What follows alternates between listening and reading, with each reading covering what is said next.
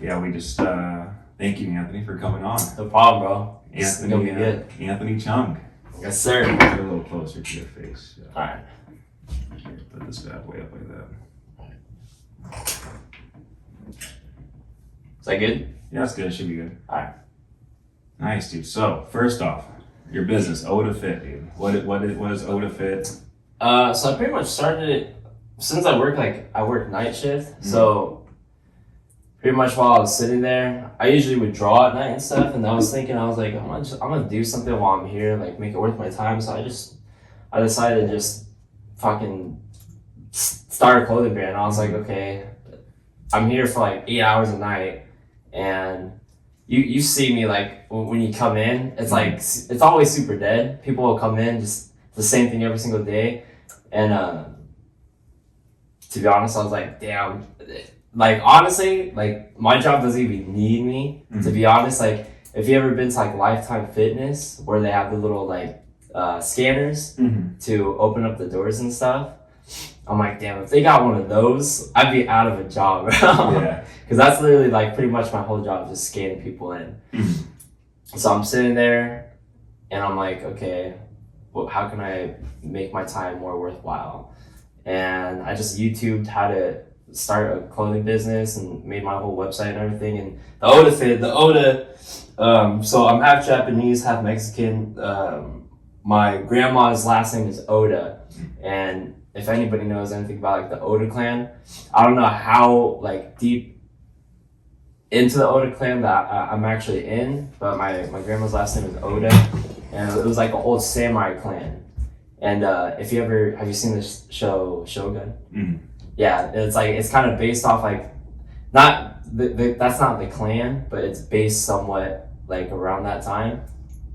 And I just thought the logo looked dope. It's my grandma's last name, so I was like, okay, that's pretty much how it's all started, and it's a nice little way to make a little more income on the side. And that's pretty much why I started it. How long have you had? I know you've been at the gym for a while. How long have you had the company? This was like last year, so it's been like just a little over a year now. Oh, yeah. Nice, dude. I saw your social media already. It's already at like 700 followers. Yeah, bro. I've been trying to get it up there like as much as I can. Just set little goals every single week. Try to get like a couple followers every single week, and slowly it's been building. So I'm trying to just keep at it, and then hopefully I get enough followers where enough people notice, and then I don't have to push so hard trying to get followers. They'll start coming to me. So just keep knocking motherfuckers out, dude. Yeah. Just keep knocking them out. They're gonna come. That's another thing that helps too, though, big time, is like being able to walk out like in my own stuff, and people like look at it when I'm walking out, or I have the commentators. I tell them in the backstage, they're like what is that? I'm like, it's a clothing brand. If you could shout it out as I'm walking out, that'd be super sick. He's like, okay, cool. And so yeah, that helps big time. Yeah, get the word out about it. How long have you been training for? Are you from here?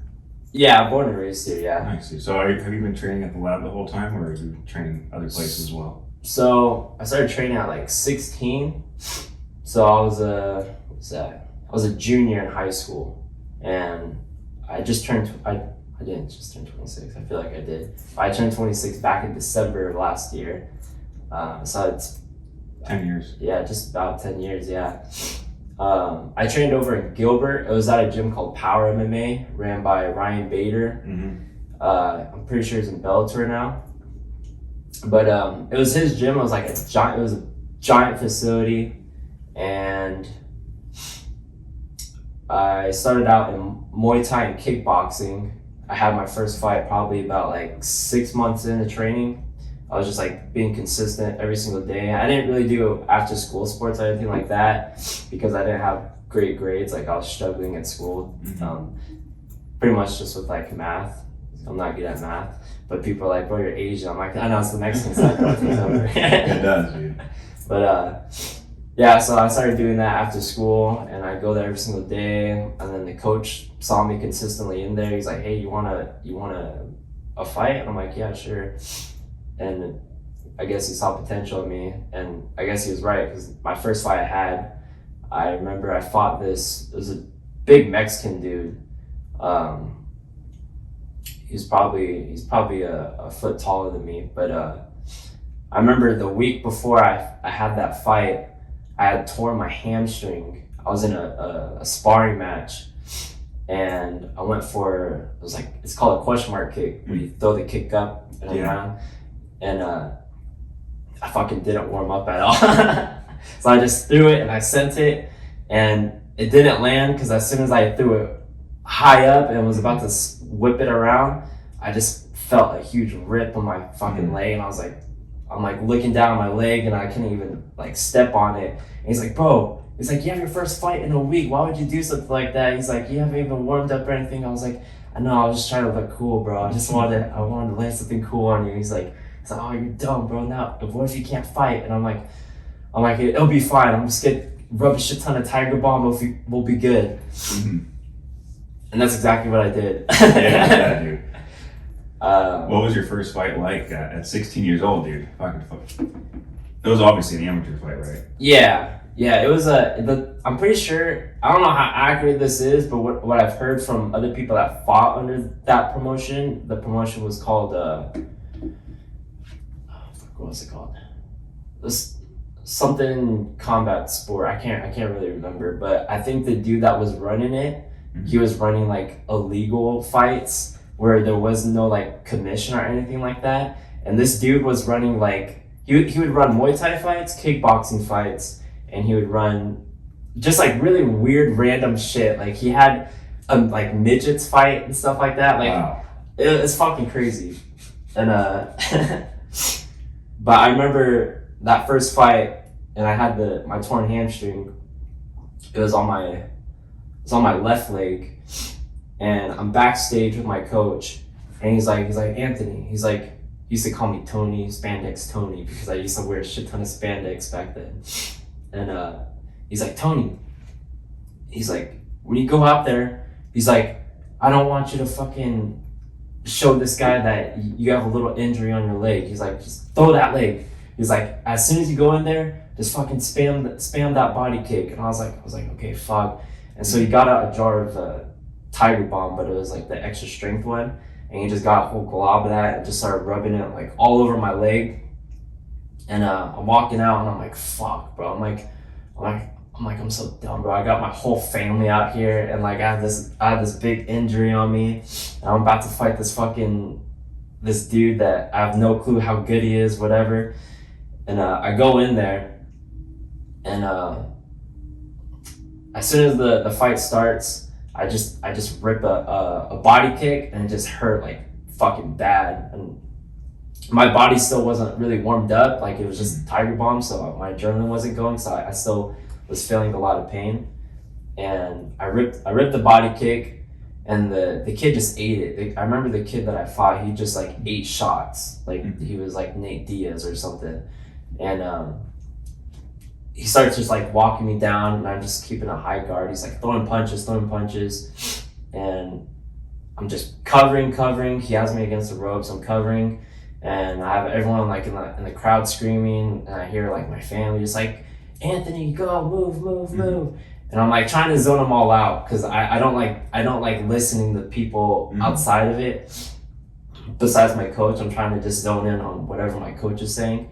So he's like, Anthony, just move. He's like, just move. He's not throwing any kicks. He's just throwing punches. He's like, just rip the leg kicks. And then before I knew it, the round was over. It was like, it was so fast that I thought when I was in there, it was gonna feel like a fucking year that I was in there. But I go back to my corner, and he's like, Anthony, he's like, you just need to throw those fucking leg kicks as hard as you can. He's like, this dude's not throwing any kicks, just rip it. I'm like, I can't, my fucking leg. I'm like, it's just like dead. He's like, I don't care. He was like a super old school, like fucking like Rocky Balboa kind of coach. His name's Danny Brandt.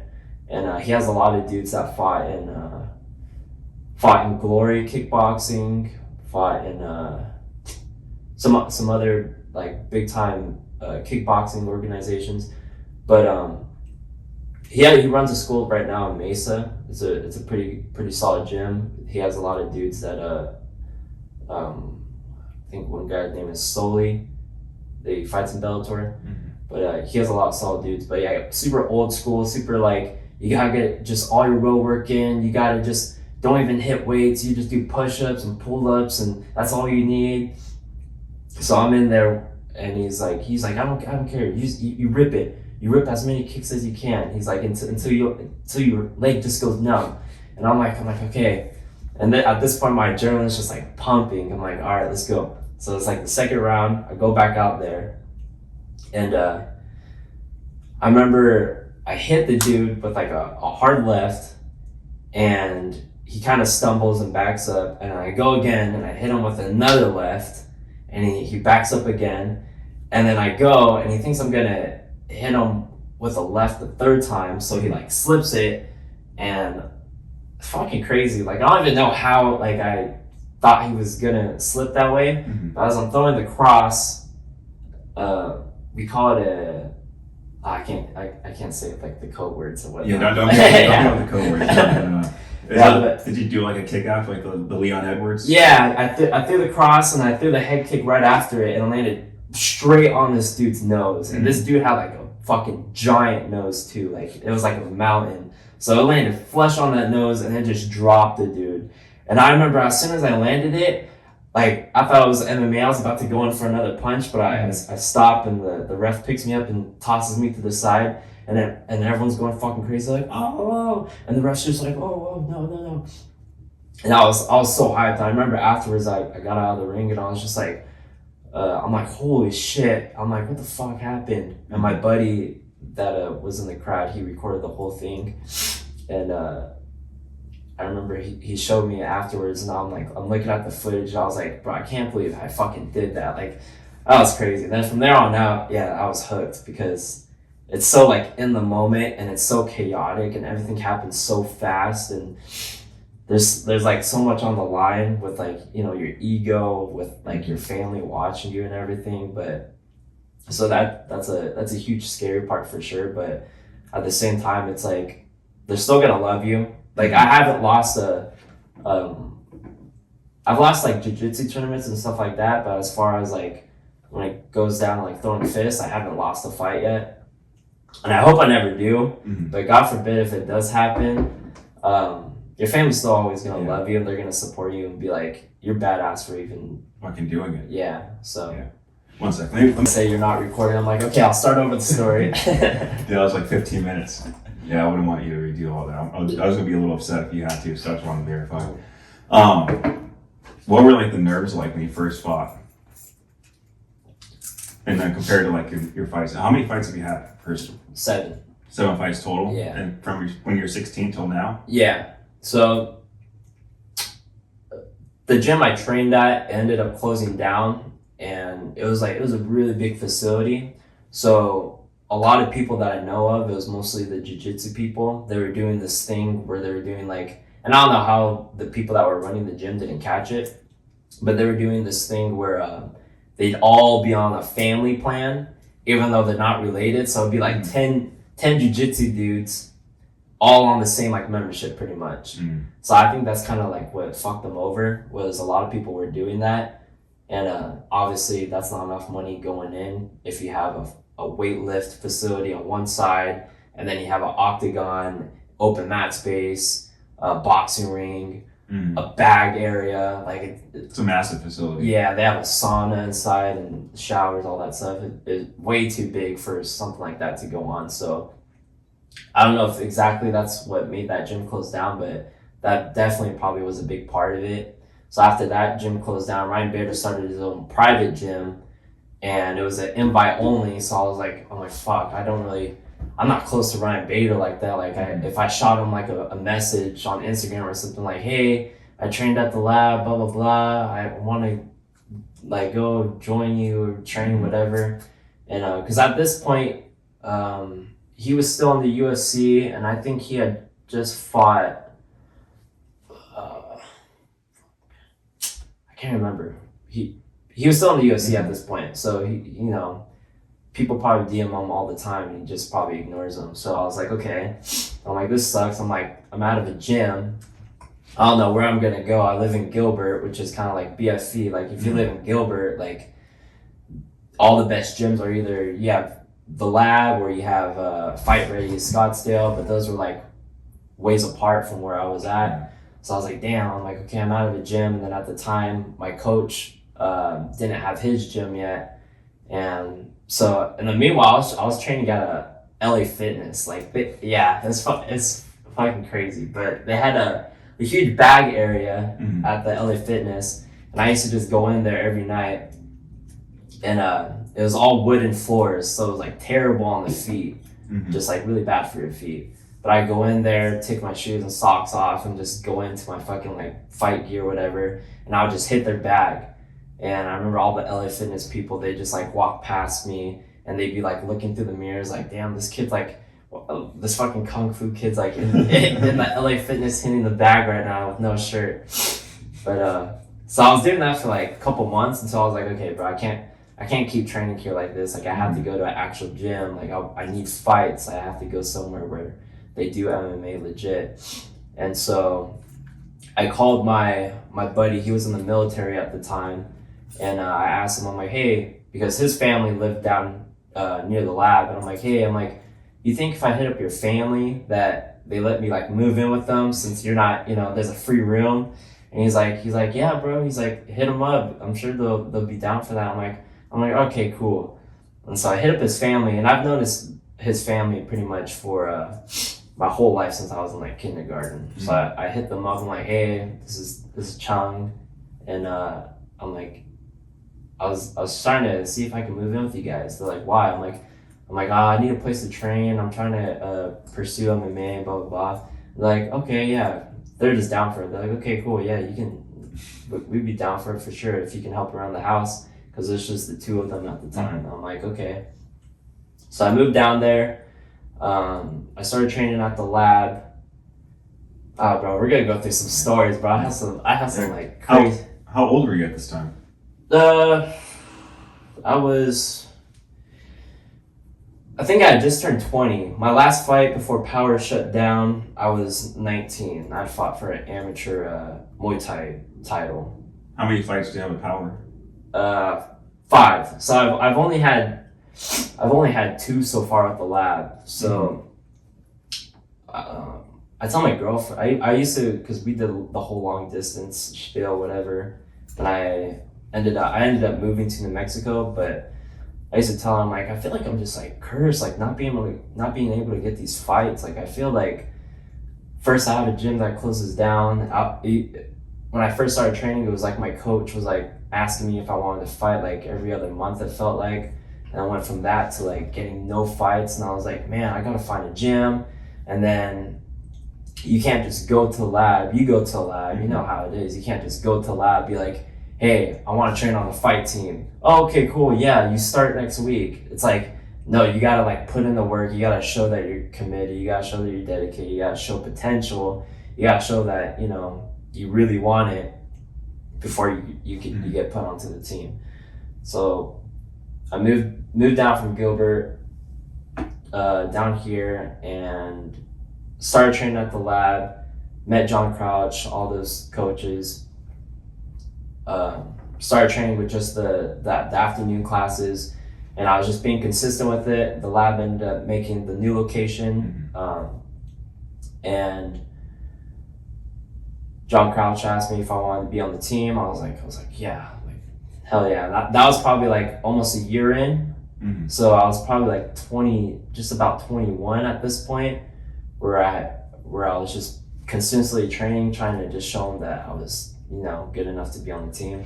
Asked if I wanted to be on the team, got onto the team, was training on the team for about another year and some change, and I was like, and at this point I was about 22, and I'm like, fuck. I'm like, if you're a fighter, you need to fight. You know what I'm saying? Like, you can't just be a fighter and never fight, because then you're gonna go down the whole like Dylan Dennis sort of route where you say you're a fighter, but you never ever fight. And so, about like, at this point, it's like almost 3 years without fights. Moving, training, getting onto the team, being consistent on the team. So I was like, fuck, man, I need a place where like they're gonna just give me fights all the time. And at this point, I was really young. I was like a little naive when it came to, you know, you want your coaches to give you the fights when they know that you're 100% prepared. Mm-hmm. Because at this point, I had no MMA fights. It was all kickboxing and Muay Thai. Mm-hmm. And MMA, obviously, is a whole different world. And so, like, looking back, I'm like, fuck, my coach just wanted me to make sure I was all around a solid MMA guy, not just a stand-up, like, kickboxing sort of dude. But I was a little butthurt because, I was butthurt. I used to see people get onto the team, and they were giving fights. I'm like, what? I was like, I've been on the team for longer. What the? I'm like, bro, I should be getting these fights left and right before these people. I'm like, fuck this. Yeah. And so I go to my homie's parents. I tell them, I'm like, hey, I'm not getting any fights. Like, I gotta go out here. Like, I really, really want this. I want to start like building my name. I need to start getting fucking fights and racking these wins up and blah blah. I'm like, I gotta move somewhere where they're gonna do that for me. Like, okay, well, where are you gonna go to? I'm like, New Mexico. And they're like New Mexico. And they're like, why New Mexico? I'm like, I don't know, just New Mexico. I gotta do it. Like, that's the way it has to be. And they're like, well, who are you gonna go out there with? I'm like, nobody, just myself. And they're like, and I was like, just being super courageous. And they're like, okay, well, best of luck. They didn't know what to do. They couldn't stop me. They're like, okay, you can do whatever you want. You got a car. You're old enough. And I tell my family, I'm like, yeah. And I don't know if my family doesn't even know this, like, to this point. So if they ever watch this podcast, like, they'd find out. But my girlfriend knows everything. My girlfriend and like my closest friends know everything I went through in New Mexico. But I ended up leaving to New Mexico. It was about like an 8-hour drive to Albuquerque.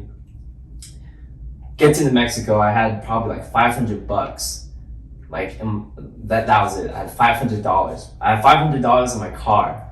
And because at the time when I was living at my friend's house, I was working at AMC. And fucking, I was only getting like, what was minimum wage back then? It was probably like $9, like $8 an hour or something like that. It was tough. And so I tried to just save up a couple $100. I was like, okay. I was like, when I go there, I'm like, I looked everything up. I'm like, okay, cool. You can stay at, the gym was Jackson Week. I'm like, okay, cool. You can stay inside their gym for about $300 a month. I'm like, $500, I'll $200 left over for food. I'm like, we're good. I'm like, give me a month, I'll find a job, we'll be fine. And so yeah, I save up about like $500. I go down there, and as soon as I get there, I go in front of the gym. I'm like, all right, let's sign up. I walk up to the door's fucking locked. I'm like, I'm like, what? I'm like, it should be open today. And for some reason, they were closed that day, so I couldn't even sign up. So I was like, fuck. I'm like, I probably should have thought this out a little bit better and like hit up the guy saying like, hey, I'm gonna try to sign up, whatever. But I get there, no one's there. So I go back to my car. I'm like sitting in my car. I'm like, fuck. I'm like, bro, I'm like, what am I gonna do? I only have $500 in my car. I'm like, the people aren't even here today. I can't even sign up and train if I wanted to. I'm like, fuck. Call my girlfriend. I tell her everything. She's like, what are you gonna do? I'm like, I guess I'm just gonna sleep in my car tonight. Like, it's what I'm gonna have to do. And she's like, oh my gosh, Albuquerque's dangerous though. Don't sleep somewhere like that's not safe. And so I'm like, yeah, I should probably get a hotel room or something like that. And she's like, well, how much do you have? And I was like, $500. And she's like, that's not enough. That's fucking nothing, bro. And so I'm like, yeah, no, I thought when I got down here, I'd be able to get a job really fast, just somewhere like maybe like fast food or somewhere, quick where I walk in and say, hey, I need a job, walk right out, and I'd be fine. But apparently that wasn't the case. And so I sleep in my car that night. I remember I was just sitting in my car like, fuck, bro. I literally drove 8 hours, got pretty much just like a bag of clothes and my training gear, and that was it. That's all I had on me.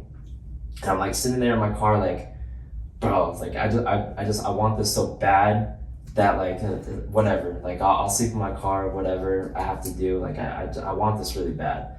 But you have your doubts. You're like sitting there, you're like, bro, like what the fuck am I doing, bro? Like uh, you know, people at my age, they're going to college, they're like pursuing a degree in something, and I'm like sitting here in my car with just like my training gear, sitting in front of a gym that I can't even go into right now, and I'm just like, fuck, dude. I'm like, maybe I should just. I'm like, I probably should just play it safe and just like go to school and get a degree and whatever. And I remember sitting there like, I'm like, you can do all that shit. Like that'll all be on the back burner. Like regardless, like I can be in my 40s. You know what I'm saying? And decide, I want to go to school, whatever.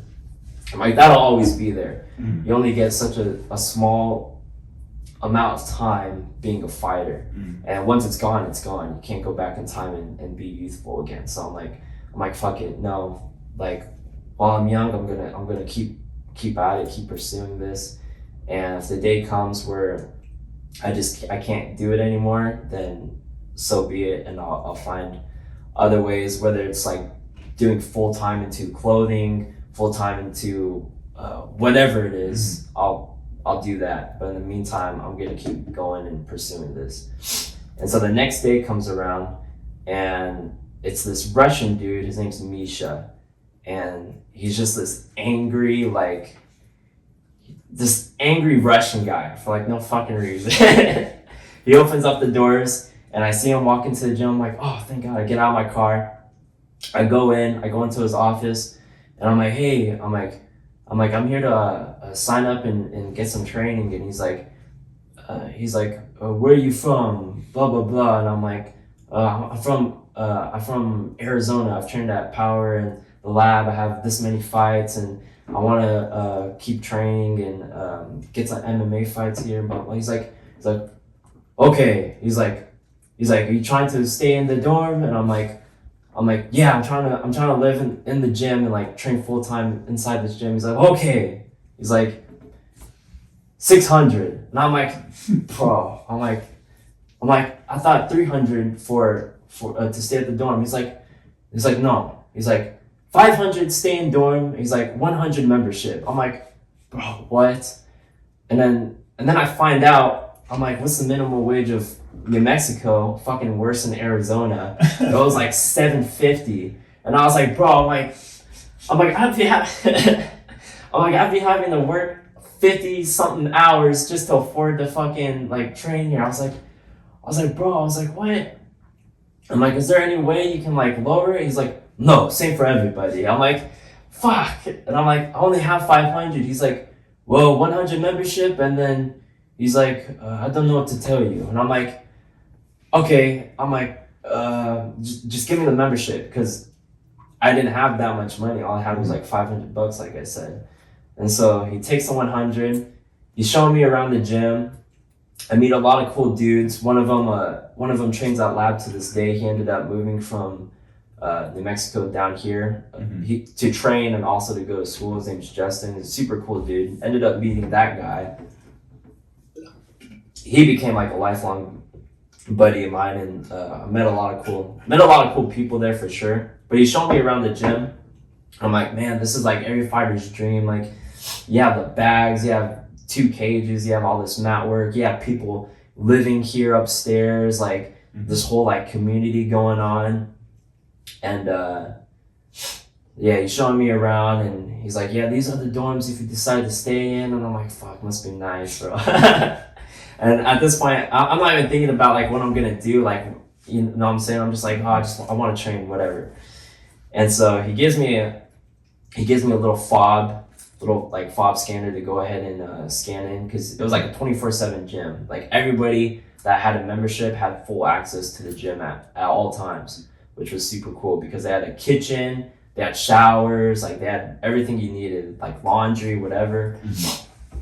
And so I'm like, okay, cool. He gives me the fob, and he's like, okay, have a good day. I'm like, all right. And from that point, I'm like, I have this fob, and I'm like, fuck. I'm like, I need to find a way to get some money, bro, because like this is gonna be real tough. But I'm like, okay, I'll think about that later, though. I'm like, I'm gonna train right now. I'm like, you know, I'm starting to feel a little like anxious and depressed, so I gotta fucking train. It'll boost my mood and make me have a better mindset. So I go train. I hit the bag, and I meet this,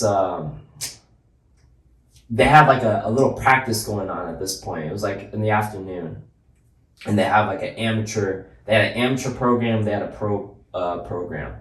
And they had an amateur practice going on while I was hitting the bag. So I stopped hitting the bag and I go over and I introduce myself to one of the coaches. And he's like, oh, you're new? He's like, how much experience do you have? I tell him my experience. He's like, okay, hop in. I'm like, okay. And they were sparring. It was like I had walked into a sparring day. And if anybody knows, like when you're someone new and you go to like a fight gym and it's a sparring day, like people, it's an unspoken like rule. Like you're gonna get hazed. People are gonna want to go hard with you just because, you know, it's like I respect it, and it's like everybody has an understanding. Like I do that to people when they come into the lab and it's somebody new, and I'm like, hey, you got somebody? You know, let's go. It's like you gotta take an ass whooping. Yeah, and that's only if they come from a different gym, right?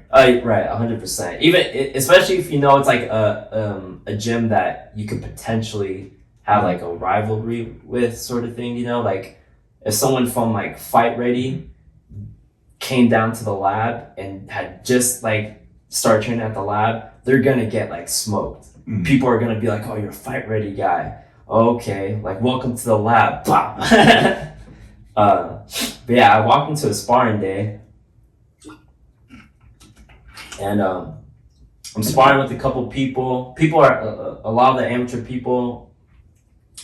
They weren't that good. There was a handful of people that were solid, but for the most part, a lot of their amateur people just were not good. And so even if they wanted to go hard, I was still able to control like everything just because I was a lot better than them.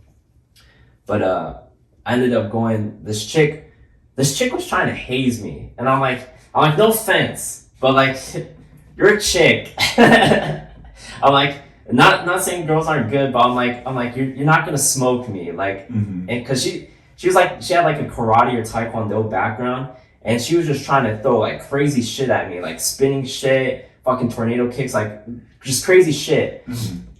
And I remember I just caught one of her kicks and I swept her and I took her down and I get on top of her, I mount her, and I'm not even like really doing shit. I'm just like laying on top of her and she's just like trying to get out, like struggling as much as she could, and I'm chilling there. I'm like, you gotta work. And I'm just throwing little like love taps, little And there's this fucking dude like in the corner sitting down on this chair just like watching me.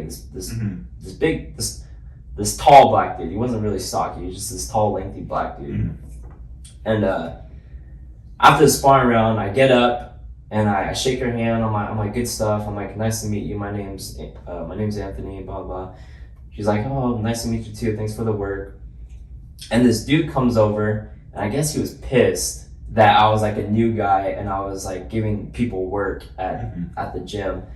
And I'm pretty sure this dude's still in Bellator too. I forget his name. I think it was like Chris something. I can't remember. But he gets up and he's like, yo, he's like, let's go. And right after that, I'm like, oh bro, I'm like, this guy's gonna try to smoke my ass right now. I'm like, all right.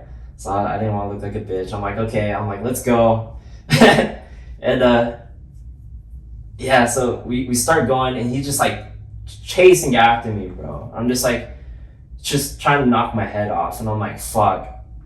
Hitting me with really good shots. I'm eating shots. I'm throwing back. He's trying to just walk me down. He's trying to do shit off the wall, like fucking Anthony Pettis style.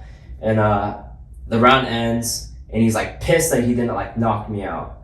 And from that point on, that dude just didn't like me for whatever reason. He was just, I'm like, appreciate it, bro. Nice to meet you. Just doesn't say anything. He's just like brushes me off. I'm like, oh, bro. I'm like, all right, whatever. Fuck that guy.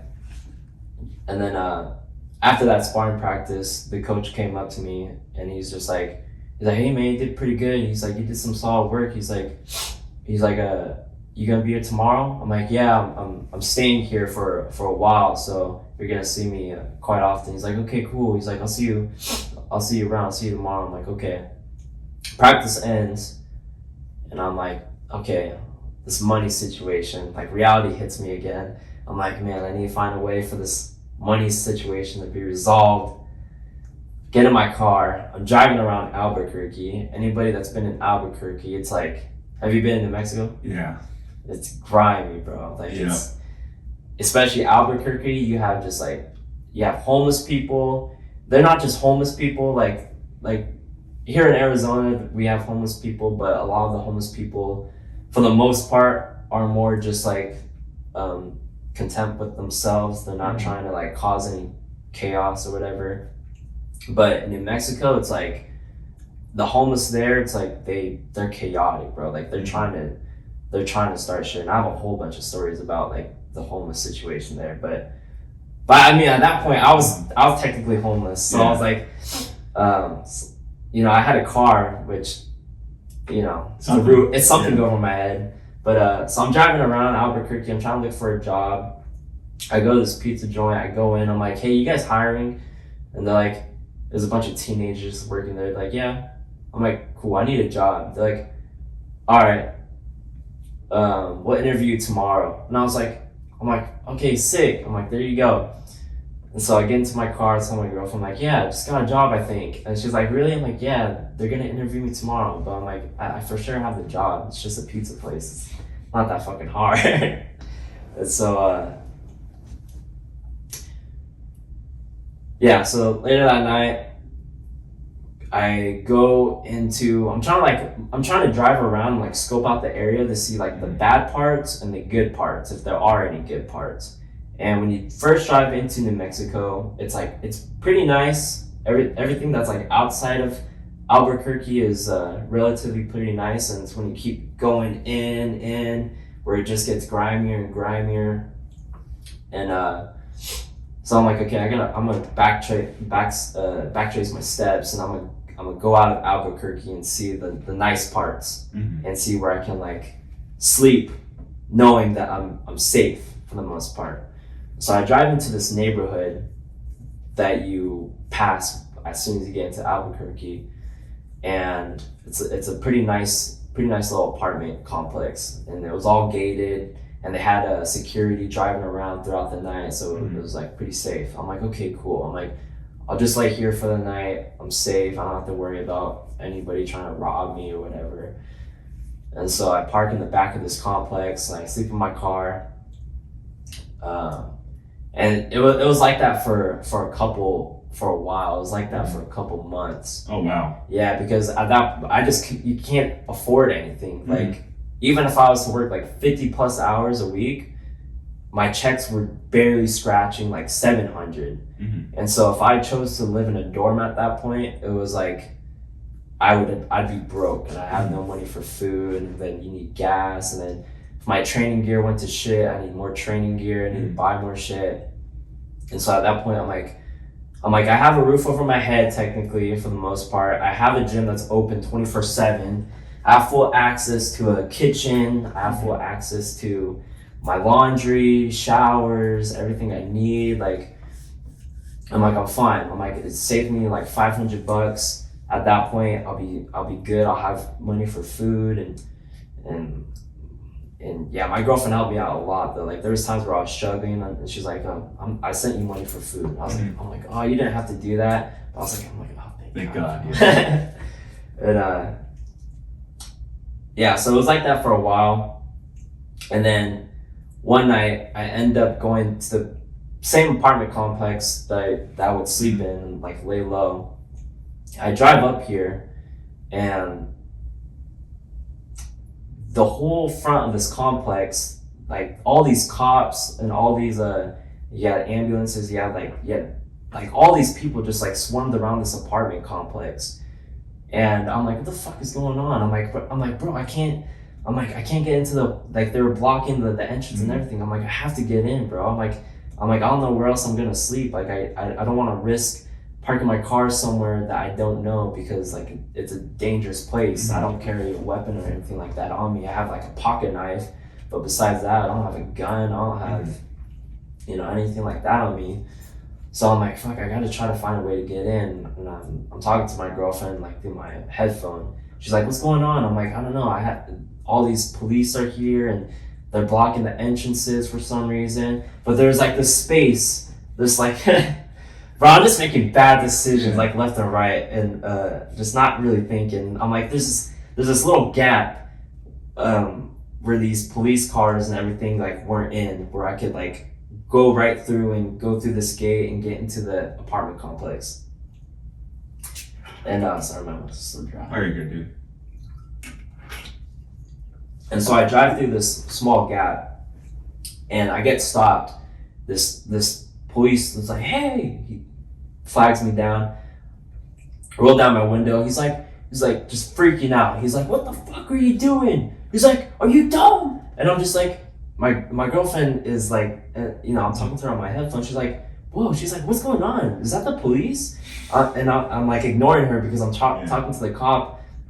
I'm like, I'm just trying to get into the apartment complex. He's like, it's fucking closed. Can't you see? He's like, I should fucking arrest you right now. And I'm like, bro. I'm like, what is going on? I'm like, all right. He's like, back out. Get the fuck out of here. He's like, and take your headphone out. He's like, don't be listening to nothing while you drive. And I'm like, so I'm backing out. And she's like, what happened? I was like, I don't know. I'm like, that guy needs to chill though. I don't know what that guy was freaking out on. Mm-hmm. And so I'm driving away from this apartment complex, and I noticed there's a back gate, but you can only enter the back gate if you have the opener for it, right? If you live there. And luckily there was a dude that was pulling in and had opened the gate, and so I just followed him right into the apartment complex, was able to park my car in the same spot. And I go to sleep that night, and I wake up the next night, and I hear like a bunch of people like walking around my car, not like right by it, but near it. And I hear them like gossiping and like whispering to each other, like, oh my gosh, you hear what happened last night? Like, that's crazy. I can't believe that happened in our neighborhood, blah, blah, blah. And I'm like listening through my car, and this dude's like, yeah, that's the first time something like that has happened here. Like, usually stuff like that doesn't happen here. It usually happens in downtown. I'm like, bro, what happened? And then this dude's like, I guess so what happened that night, why the police freaked out, and honestly, like, if he arrested me, he could have. Mm-hmm. And what had happened was, I guess there was a party that went on then that same night that I was pulling in, like a couple hours beforehand. There was a house party going on in the apartments, and it was a bunch of like teenagers, whatever, and I guess a group of them had an argument and they left the apartment, and they were arguing in front of like the office building of the apartment complex. Mm-hmm. And this dude had just pulled out a gun and shot these two Mexican dudes like point blank.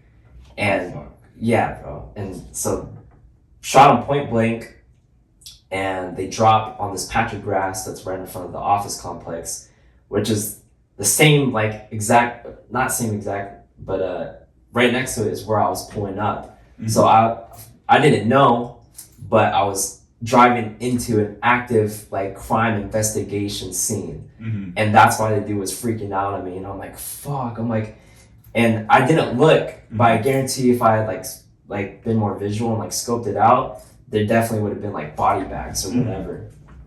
I'm like, holy shit, dude. I pulled into an active crime investigation. Like, that, bro, I could have been fucked over right now.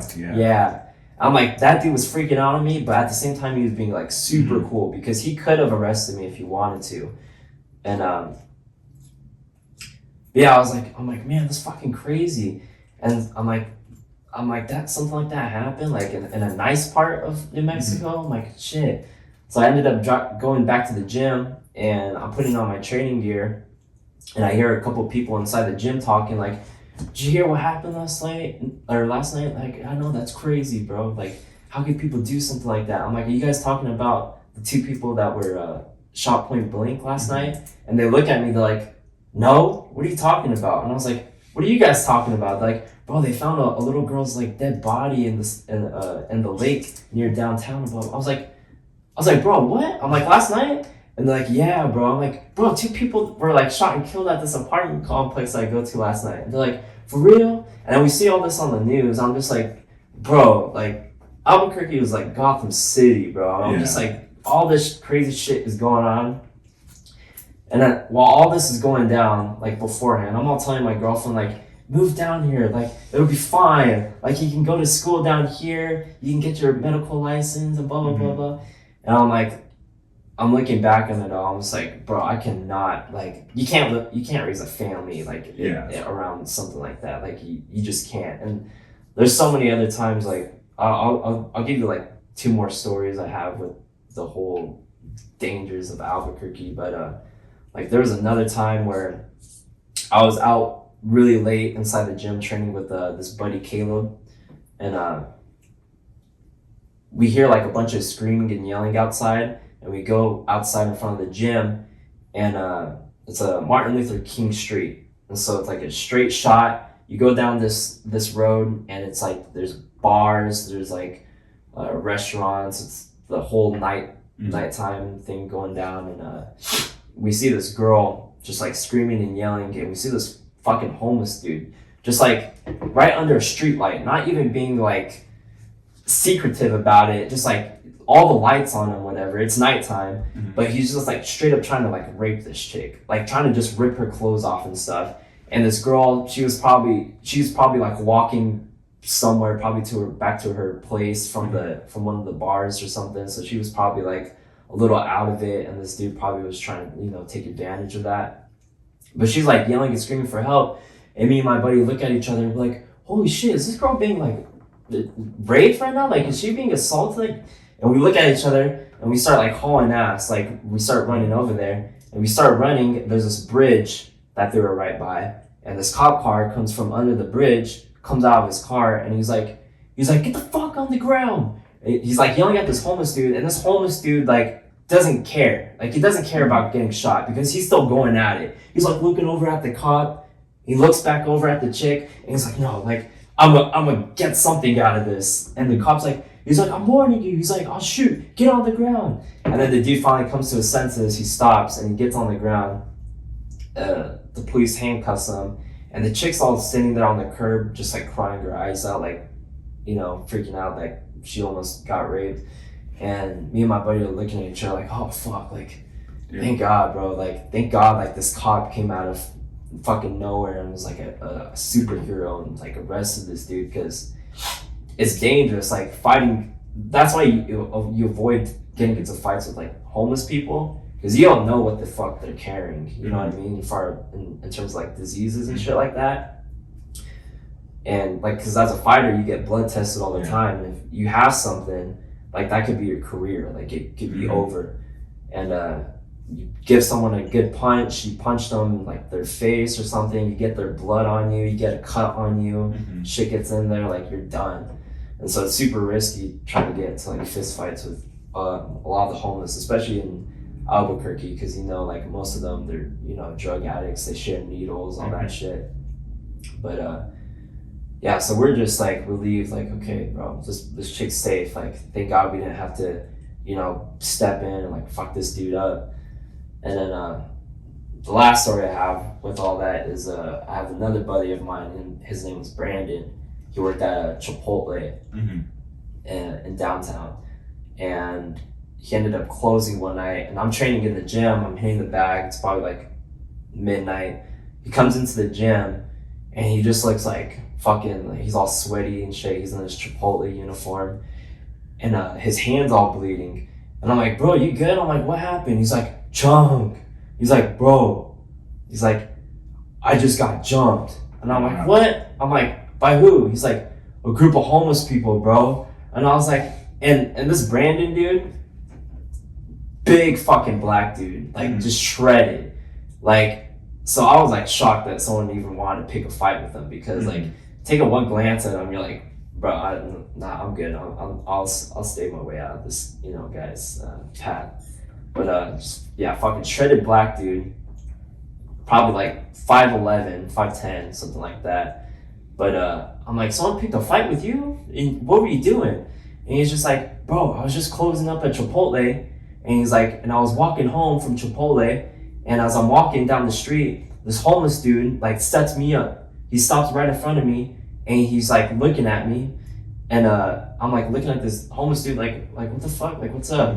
and this homeless dude's just like not doing anything. He's just like looking at me. And then before I know it, I turn around and a couple other homeless dudes start like swarming around him. And he's like, I'm looking around. I'm like, oh fuck, they're about to try to rob me right now. Mm-hmm. And so he's like looking around, and he knows the homeless dude in front of him. He's like, that's his only escape, because there's multiple homeless dudes in back of him and only one dude in front of him. So he's like looking around, and he sucker punches the homeless dude that was right in front of him. And I guess from what he said, he knocked out that dude like clean, and he had punched him right in the tooth, and just like knocked his ass out. And as soon as he did that, he was like looking around. He's like, fuck, and he just starts dipping, like starts hauling ass. And the homeless people didn't try to like chase after him. They're just like, they see what he did to his buddy. They're just like, oh shit. And he's like, yeah, bro. He's like, his hands all gashed up, and he's like, yeah, I sucker punched that homeless dude. And he's like, I punched him right in the mouth, bro. He's like, I need to get that shit checked out, because he's like, I definitely like got his tooth in there or something like that.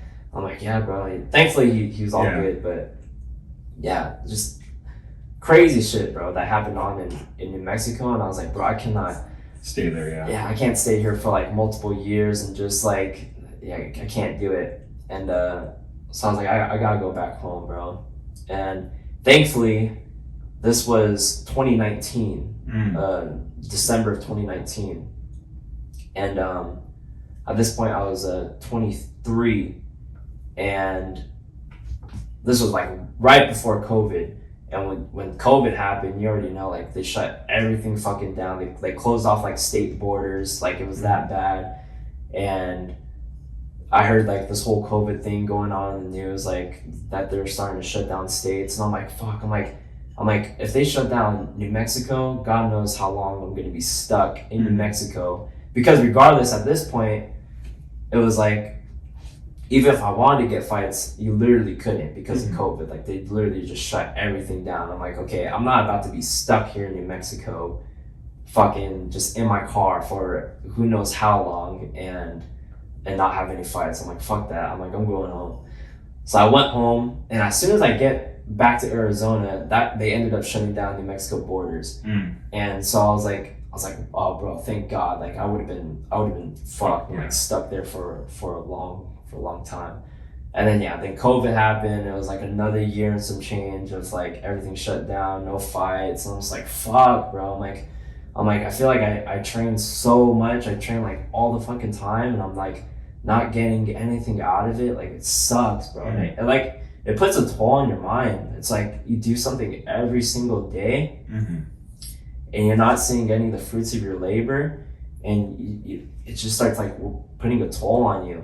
But the whole COVID thing, where I was pretty much just with my family, and it was a nice little reset of like, okay, no, this is a big part of life that I'm not remembering. Like, these people, my family, my friends, all my loved ones, like, this is what life is about, is like being with these people. Like, it's not all just fighting, because like I said, at the end of the day, like, there's going to be a time where you can't do that anymore. And then that's why a lot of people that are, older, like the Chuck Liddells or the, Rampage Jacksons and all that stuff, and they keep fighting, is because that's their whole identity. Their whole identity has been nothing but fighting, that they forget that that's not who they are. They have other stuff that they're able to do, but they just get lost in it, and they continue to fight for who knows how much, and their bodies broken down. They're all, they're old, and they start getting knocked out. People you've never seen get knocked out start getting knocked out. And that's why I'm like, oh, I don't want to be one of those people. I'm like, I'm going to do this. I'm going to do it to the fullest until I know that I put everything I could into it. I'm not going to be one of those cases of like these really old dudes like getting put out like that. Like, I'm like, that's why, like, you need little outlets like this. Like, you need, whether it's a clothing brand, whether it's like music, whether it's podcasting, whether it's, art, like, no, whatever it is, you need something else to like give you a little escape from what you're always trying to pursue, or so you just end up getting lost in that, and like that can be a really scary thing, Yeah. I'm gonna take a quick break. I gotta take a piss. Yeah, bro, go ahead. What about you? How'd you get into martial arts? Well, I wrestled in high school.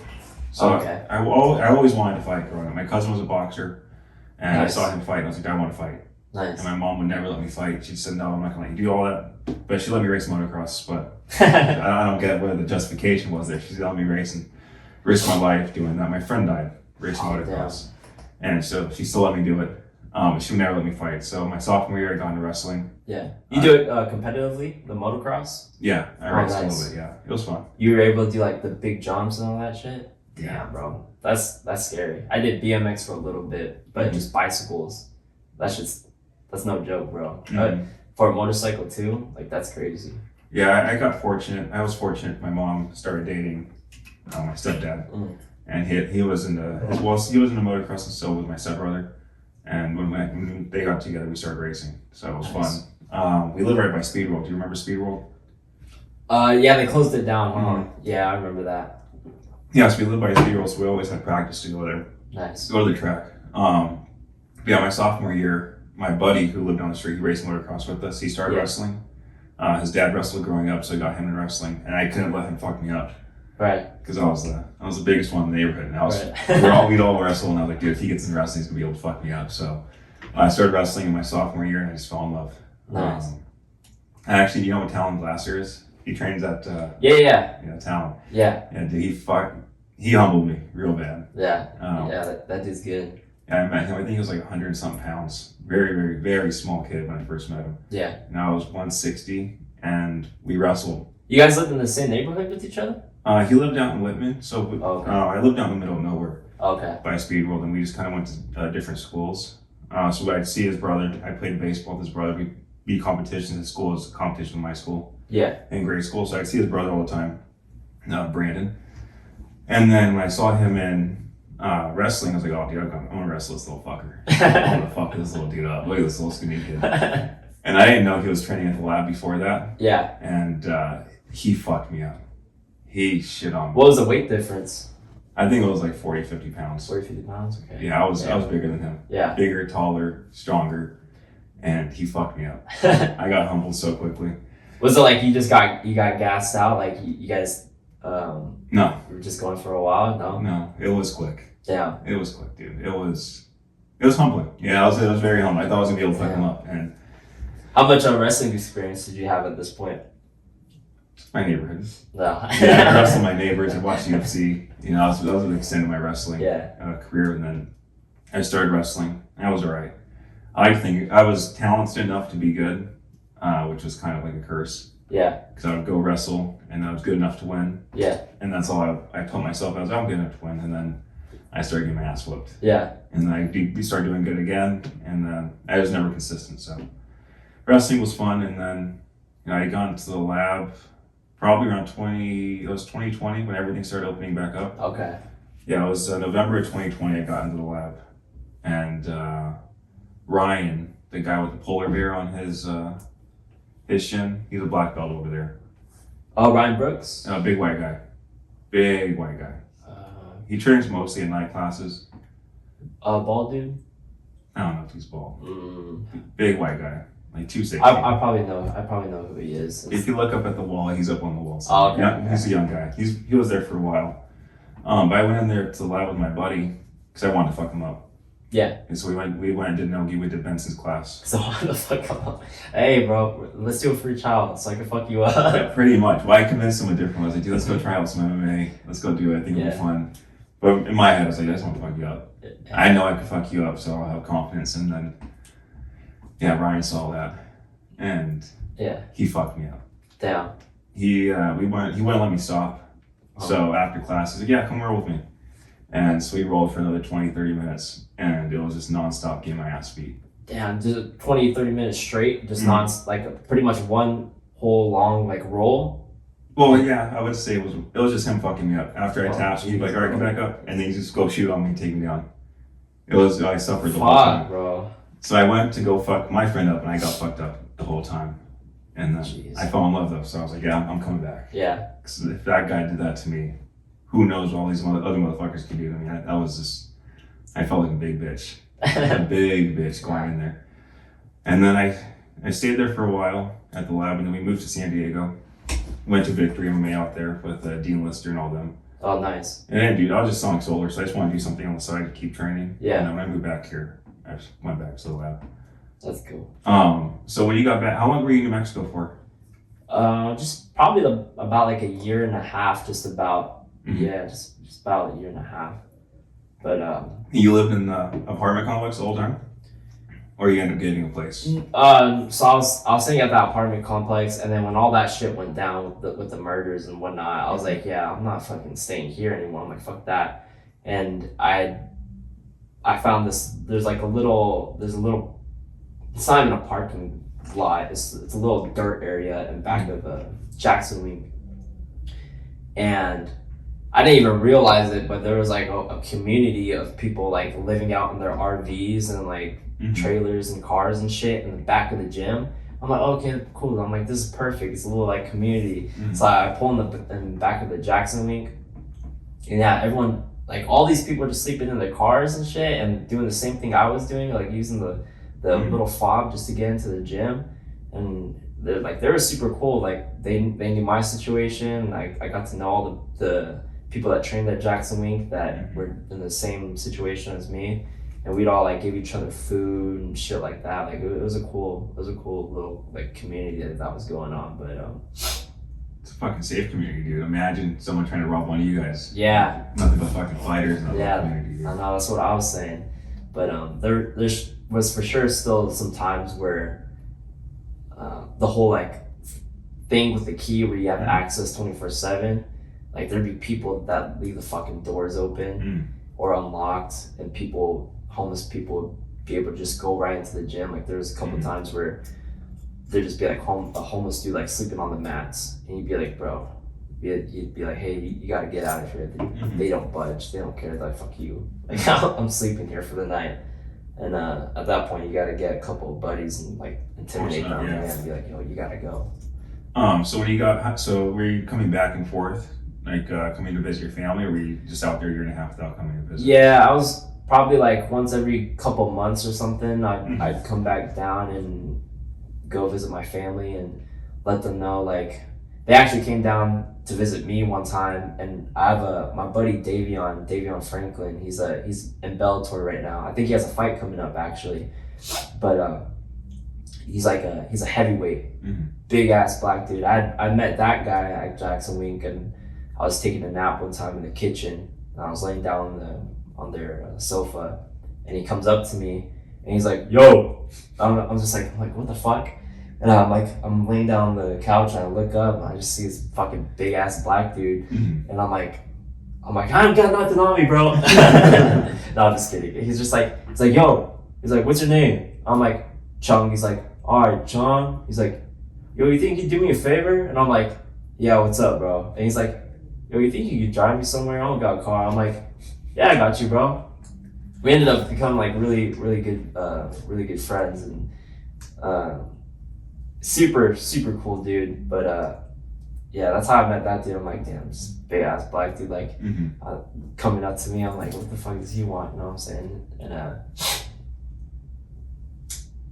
where was I going with this? No, we were talking about like your family came up to visit you. Oh, right. So yeah, my family was like, hey, we're gonna come out and see you. We want to see, you know, how your gym is and what your dorm looks like and all this shit. I'm like, oh, okay, cool, yeah. I'm like, I'll look forward to it. And so I tell my friend Davion, he had a dorm. He was under this thing called a Jackson Week scholarship program.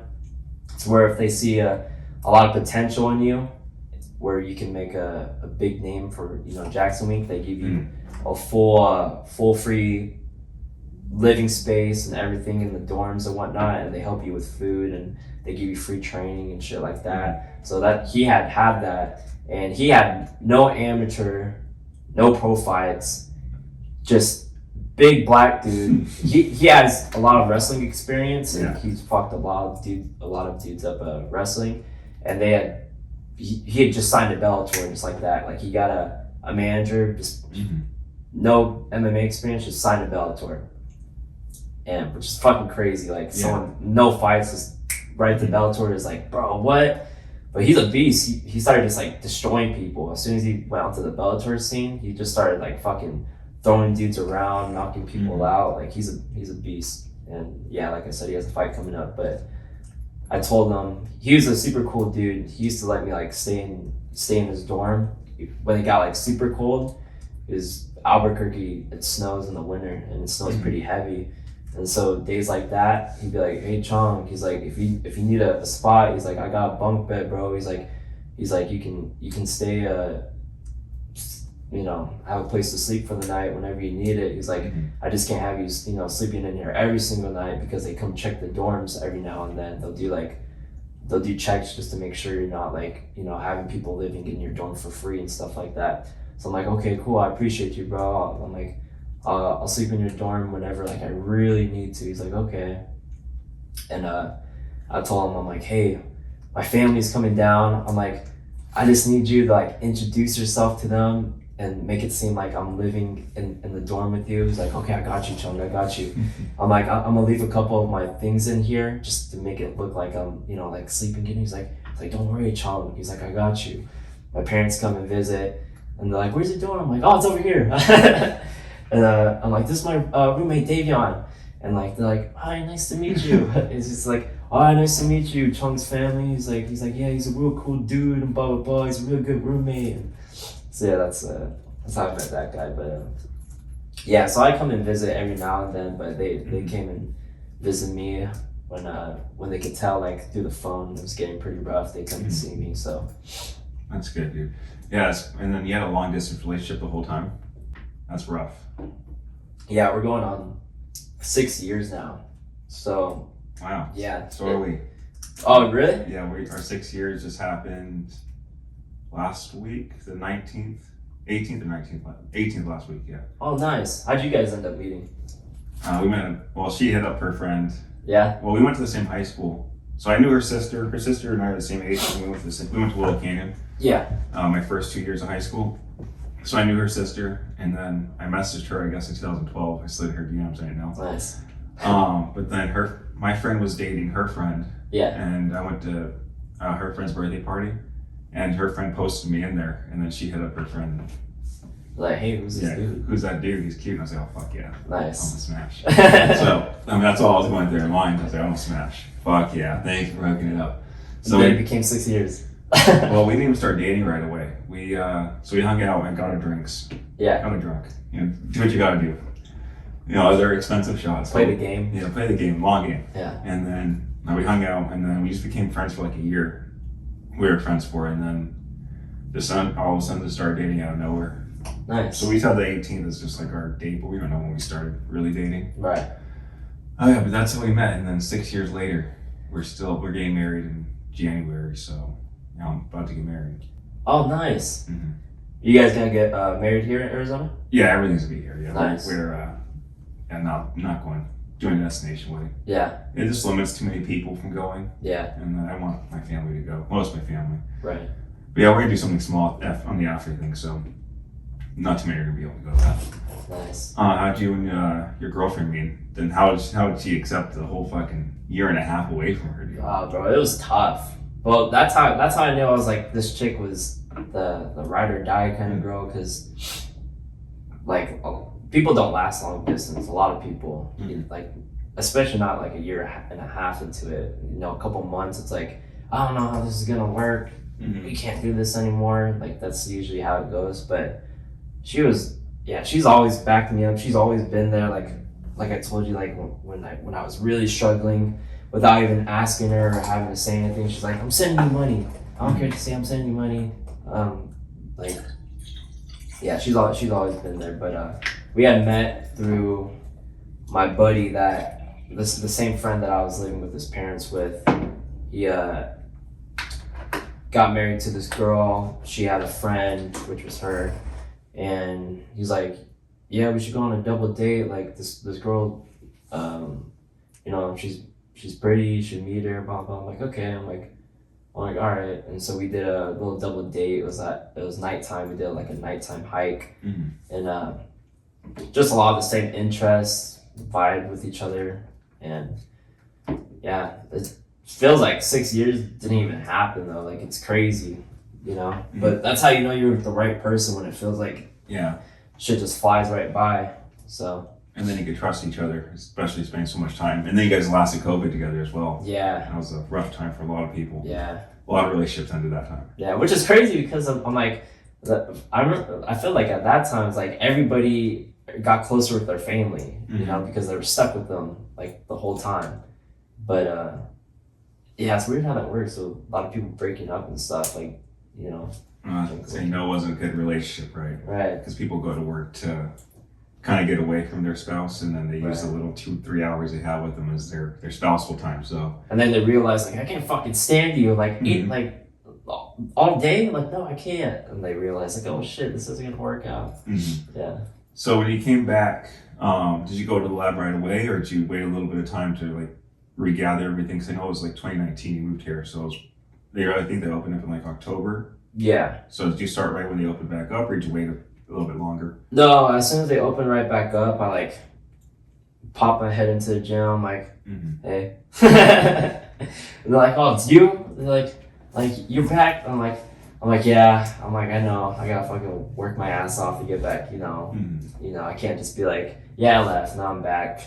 I'm on the team. No, it's like I had to work my ass off to get back onto the team. But yeah, it's well worth it for sure. It's just at Jackson Week, I remember not saying like I said all the people there were bad. It was just it went from having like this feeling of like you know how it is like whether it's wrestling or going in for like sparring or like open mat sort of deal, you get this like feeling in your gut, like that nervousness, the butterflies, and you're like, oh man, this is either gonna be a kick-ass practice or it's gonna be, you know, I'm gonna get humbled today. But it was like every single time I was going into the practices at JW, I was like, I wasn't getting that same feeling. It was like, I'd wake up, roll out of my car, you know, all these people had good rest, majority of them, you know, they had a bed to sleep in, they have, you know, they wake up, get to shower right away, brush their teeth right away, take a shit right away, like, they have everything right there, whereas me, it was like, I had to wake up out of my car, you know, organize my car, make it look nice again, pull down my seat, like all that stuff. And then I had to pack my bag with the clothes I was going to shower in and then go into the gym and whatever. But yeah, obviously I didn't really have the best sleep, you know, so I kind of use that as like a mental advantage. Like, okay, you know, if I'm able to get out of sleep and still kick ass, even though like I'm not getting the best sleep and I don't have a bed, like there's something going on, because I shouldn't be able to just like walk in here and be like, oh, I'm gonna fuck everyone up today. You know, I'm rolling out of my car and I'm still like, gonna fuck you guys up. But yeah, it was just like it's a different feeling. It's like even to this day, you go into those practices and it's been a lot better now, like that like feeling. I'm like, okay, it's just what we do, you know, getting used to that feeling, but it's still there. But it was a feeling I didn't have when I was at Jackson Week. It was like I'd go in there for sparring, knowing I was gonna do good. Like I just knew I was gonna do good, and it always ended up like that. I was always doing good, and then I'd have my like flashbacks to the lab of like this feeling of, man, either I'm gonna get my ass kicked today or I'm gonna kick some ass. I don't know. It's a coin toss. And I'm like, I miss that feeling. You need that feeling. Like, you know, they always say if you're the best guy in the room, you're not in the right room. And as soon as I went back to the lab, it was that humbling experience again of like, okay, these dudes are legit. This is what I need. I need this big push. I need guys that'll beat my ass.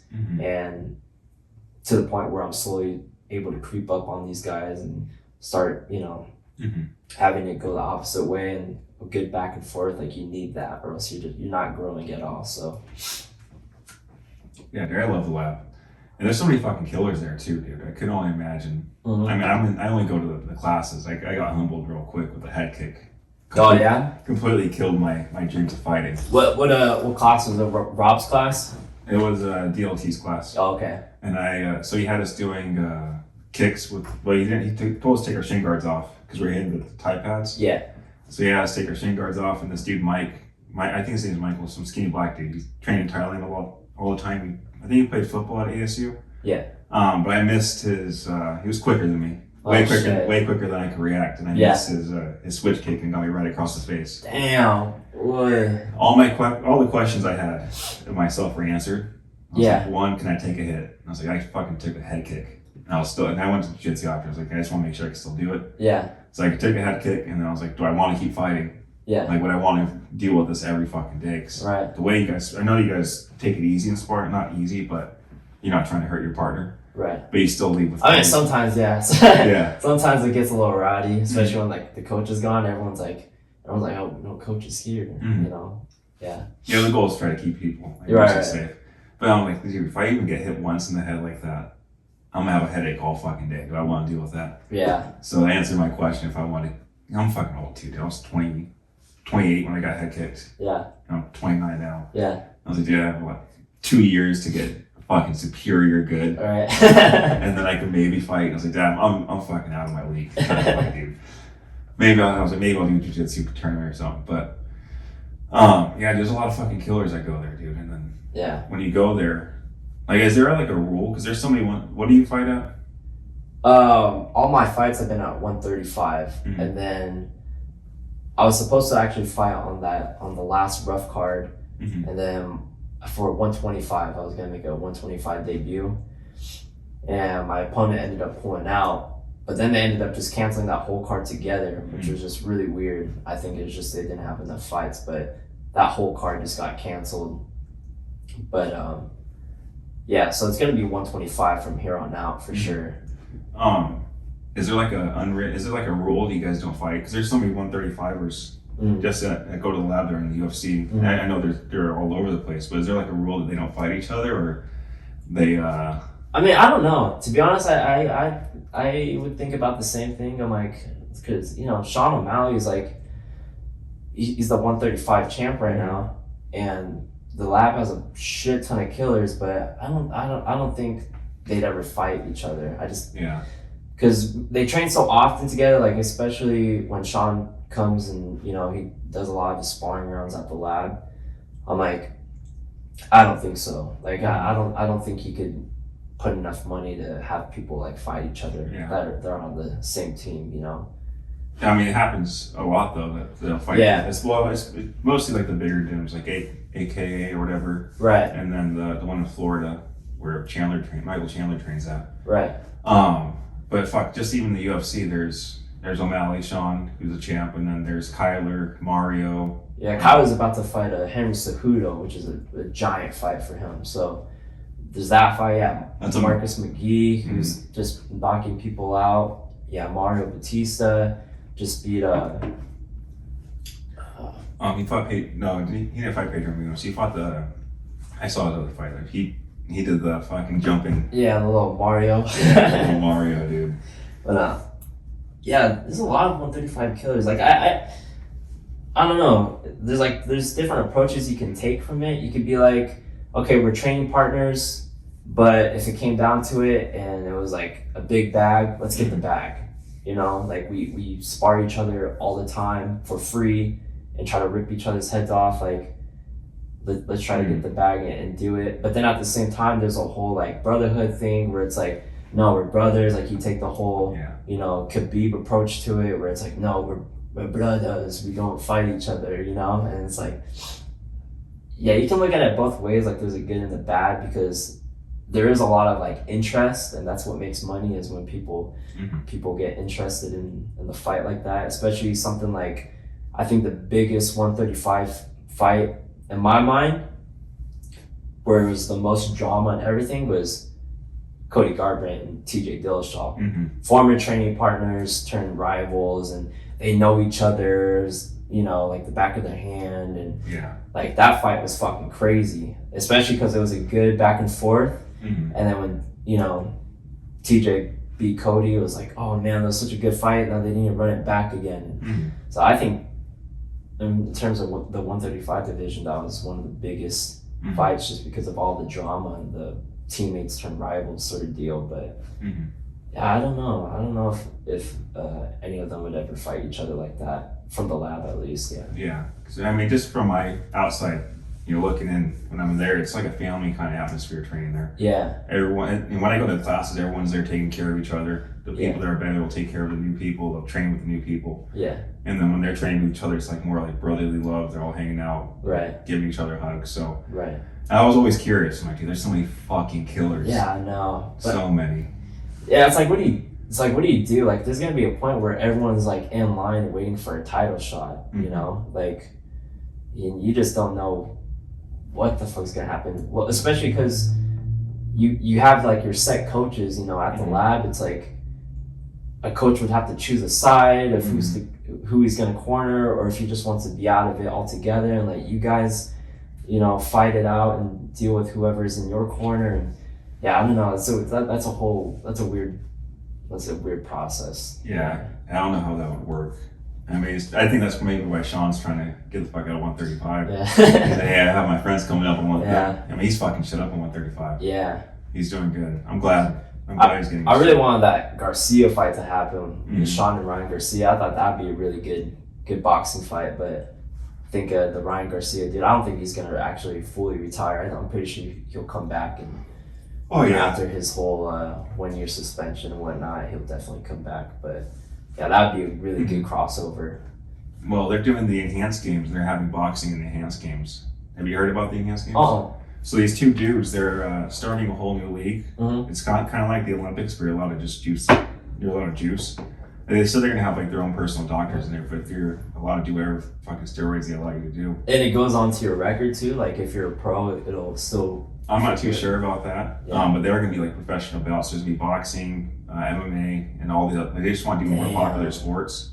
Those are gonna be crazy fights. Juiced up, fuck Jeez, bro. I didn't hear about that.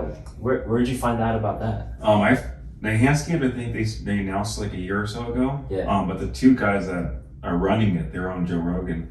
And so I listened to it. I was like, dude, these guys are. It's gonna be fucking crazy if this actually pops off. Because I was always thinking that. I was like, dude, why not just let these fuckers that are in the Olympics? At least the Olympics. I mean, there's fighting sports, completely different story. Right. And if they're both doing it, you know, it's fine. But the Olympics, dude, they're just fucking running. They're just fucking running. They're just fucking jumping, wrestling, maybe. Like, let's see how far the human body can go. Like, let's in just terms of like combat or sports. Yeah. Let's just test the body. Like, that's the whole point. If you're gonna make it to that level, just let them juice up, because then they're gonna recover better. They're gonna be able to train a lot longer. You're gonna see these people, you know, playing a lot longer. Look at LeBron James. Right. I mean, they say he's not juicing, but you know, he's 40 years old, still playing at a pretty good elite level. So I think they should be able to do steroids. I think every sport that doesn't have major contact, they should be able to juice up. NFL, bro, those people have to be doing some shit. Like all those guys are just monsters. Yeah, they're huge, but I mean, I don't think they're allowed to do steroids. I don't think I would want them to do steroids either. Really? I mean, I guess some of those dudes, bro, they're just like superhuman. Some of those people, like the speed of those people and like the power, like some of those dudes are freaks. Yeah, and it's just gotten super soft. So I don't know. Maybe you could add it. But I mean, I don't know how much bigger these guys could get. Like you're saying. Yeah. I just imagine how much bigger they can get. Yeah. I mean, I'd watch it. I'd watch over normal football. I love juicing. I love people watching the juice people do stuff. Yeah. They're doing it at such a high. They don't even have to be elite, and they'll be super fast. They'll get all the benefits of it. Yeah. So I just want to see elite people do it. What do you think about? You watch bodybuilding or like powerlifting and stuff like that too? Yeah, sometimes. Yeah, I watch a little bit here and there. Yeah. Yeah. No, that's the combat sports thing. It would be super dope, especially if all those people had the skill to back it up. Like if they were juiced to the gills, but also had like, you know, the MMA skills, like Vitor Belfort.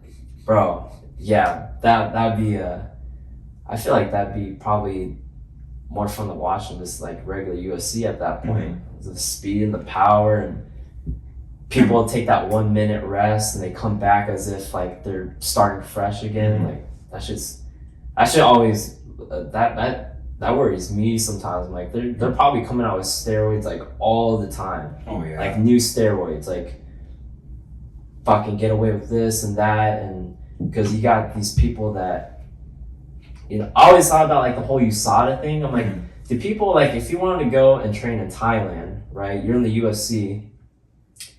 they have to tell the whole USADA, like, hey, I'm going to Thailand. Mm-hmm. Like, who the fuck goes and flies out to Thailand to find you and like, hey, you gotta do a piss test? Mm-hmm. You know what I'm saying? Like, those people are out doing a camp in Thailand for like a couple months or whatever, and Thailand, you can just buy that shit off the shelves. yeah, I'm like, that has to be like little ways like that, especially like the Dagestani guys, like.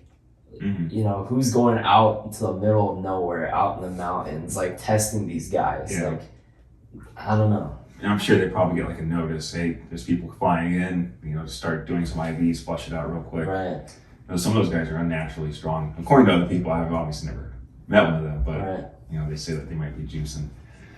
Yeah, I would love to see juicing. And I mean, it's in jiu-jitsu. Obviously, you've never juiced, but would you entertain it if they allowed juicing? No, it just. I feel like it's just not worth it. I feel like it just fucked me up. Like, especially when I get older. Yeah, especially because I'm a little more little guy. I'm like 5'7", 5'6". I want to say I'm 5'7", but yeah, like no. If I was a bigger person, I knew my body was more able to, you know, put on more weight and stuff like that and handle it. My joints were more able to handle all of that. Then, you know, I might do the Joe Rogan approach, like take a little TRT when my testosterone goes down in like my 40s or whatever. But I'm like, nah, I couldn't do it, especially at my size. But yeah, the jiu-jitsu people, I mean, no-gi especially, like no-gi grappling, it's like, it's a must. Like, if you don't juice and you're doing no-gi and you want to be an ADCC, like, if you're not juicing, you're gonna have honestly no shot compared to these other guys, because it's not just the skill, but like, imagine going with somebody and like you have the skill to back it up, but you just get tired, and these people are just constantly going after you, and you're like, what the fuck, how? Like, how are you not tired yet? It's been like 10 minutes, and yeah, that's a creepy feeling. Just like the feeling of like when you went onto that open mat and Ryan just like kept going after you. Like, imagine like you guys had similar skill sets, but like you just fatigue so much faster, and this guy's just still going and going, and you're just like, bro, what the fuck? Like, how? Yeah, it's dangerous at the same time too. Yeah, even just TRT. I did TRT for about a year, just over a year, and my recovery was instant. I'd be able to do I'd be able to do classes all day. I do 2 classes in the morning, and then still work out beforehand, and then go for runs after, and do another training classes sometimes at night. Holy shit, bro! And be completely fine. Like, no muscle soreness, like maybe a little bit or not? A little bit, but not too crazy. I'd be fine. Damn. I could work out the same body part if I wanted to the next day. Like, I would just recover so much quicker. Damn. I was going to the doctor, so they were watching what I was taking until I stopped going to the doctor. Right. And then I was just going crazy. But even when I was going to the doctor, I was still not getting sore. And then when I stopped going to the doctor is when I started really juicing. Damn, that's crazy. Did you feel any, like, did you see, like, any abnormal shit going on? I broke out really badly in my back. I had a really bad back knee. But other than that, dude, I was just unreasonably strong. I was really strong, way stronger than I am now. But what do you weigh right now? I'm around 200. 200. What were you weighing when you were on it? 230. Damn. Yeah, 230. I was 30 pounds more, and then when I came back, I was juicing, and then I came back, I just wanted to wean off, and then got into jiu-jitsu, and I was like, I'm gonna get off it. Even though I should have probably fucking stayed on it when I was in jiu-jitsu, but. Jeez, bro. And they're just prescribing you that stuff? Oh, you can get it so easily. Damn. So easily. Well, like, what's your excuse? You're just like, you know, I need to, I want to feel a little bit more stronger. Like, okay. They do a blood test to see where your levels are at, but it's so easy to nuke your levels. You just go work out before, eat a shitty meal, and that alone will just tank your levels if you go to eat canes. Yeah. And you know when if you eat too much, they get a food crash or whatever. Yeah, like a little food coma. Yeah, go to the food coma. It's good because your testosterone, you're tanking everything. So if you do that right before you take your blood test, your levels are gonna be stupid low. So you pulled up to the canes, like, let me get the caniac. Yeah. Yeah, that's when I did my first one. I tanked my levels on purpose so I could get prescribed. Yeah. And I was barely on the line. I was like maybe 50 points away. I was like 4 something. What's the math with all that? Like, what's the average? I think I had to be around 480 to not get prescribed, and I think it was at 400, 410. So I was like, fuck yeah. Fuck yeah. So then I got on the juice and everything skyrocketed. Did you feel like any like mood switches? Oh no, with testosterone, no, you don't get that. Oh no. Everything was better. Oh damn. Everything. Mood was better. Oh bro, come on, you're like trying to tempt me right now, bro. Everything. I mean, when I get older, I'm gonna do it for sure. It does have a lot of side effects, though. Like, if you're trying to have kids, like if you're younger, I wouldn't recommend it. Yeah. Because you want. Well, that's the thing. Like a lot of people in the ADCC, like some young ass dudes, like early 20s, like even teenagers, like taking that shit. And I'm like, damn. I'm like, I respect you want to be great, you know, at such a young age, but at the same time, it's like, I don't know, bro. Like, you don't know if it's gonna be worth it, you know? Because I mean, the amount they're probably doing is so. Yeah, they're not paying. When you're doing that stuff, it's a fine line you're riding because it's a give and take. So if you're taking testosterone, then you're fucking up something else. Yeah. Your estrogen goes up too, so you have to take estrogen blockers, or else you're gonna get it's called gynecomastia. Their nipples get Israel Desanya thing that he had going on. Yeah, a bunch of my friends in high school got it because they would take pro hormones and not take a cycle assist or whatever. So their nipples would get super rock solid, and if you squeeze them, it'd be estrogen, or I think it'd be estrogen, but shit would squirt out of it. What? Like milk. So you push it, and just squirt out of it. So, what the fuck? Yeah, so that scared. I didn't know that. Yeah, so that scared the shit out of me. And I was like, I don't want to get that. Titties like that. Yeah, so I looked up other shit. Testosterone, you're pretty well off. Yeah. But if you're taking like hardcore shit like tren and all these other things, it's a give and take. So you have to pretty much do a science experiment on your whole body to see what works best for you. And you know, these kids probably aren't doing it, you know, the right way. I mean, I know I didn't do it. And I was fucking 25. Like they're probably just getting shit that people are telling them to take. Like, okay, I'll take it. Not doing like their own research on it and stuff like that. Yeah. So I remember I saw on the last ADCC, the one where Gordon Ryan went up against Galval, and Greg Jones was in that competition, and you knew he was on like crazy juice. He just had the whole fucking gut just like hanging out, but then he was like shredded, but he had abs on his gut, and he didn't look good though. I remember like watching him; he still looked like he was just getting really tired, and I was like, "Fuck, bro." Like, well, he had that gut. Gordon Ryan had those gut issues for a while too. Yeah. Because he had staph infection from that New York gym that they all get staph at whenever they trained at over there. Yeah. So I know that probably fucked him up.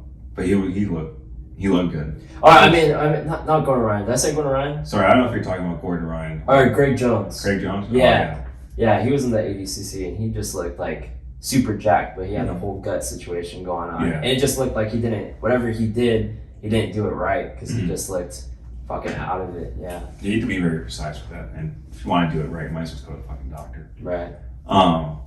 What do you walk around at? I walk around like really lean. So a lot of dudes, like especially at the gym, they think I walk around like a lot heavier, like 150, something like that. But I walk around like 142, 143, never above like 145. I think the most I ever weighed was probably like 160, but I was like nonstop, just like lifting all the time. But I had to chill on that because it was starting to like give me.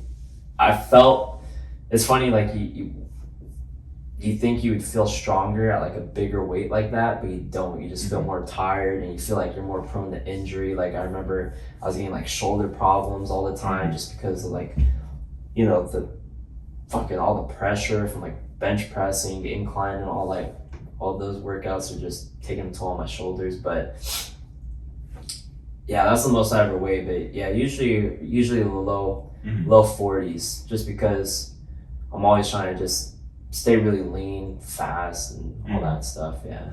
And then you're prepared too. So you're around 140. So your weight cuts haven't been that hard then.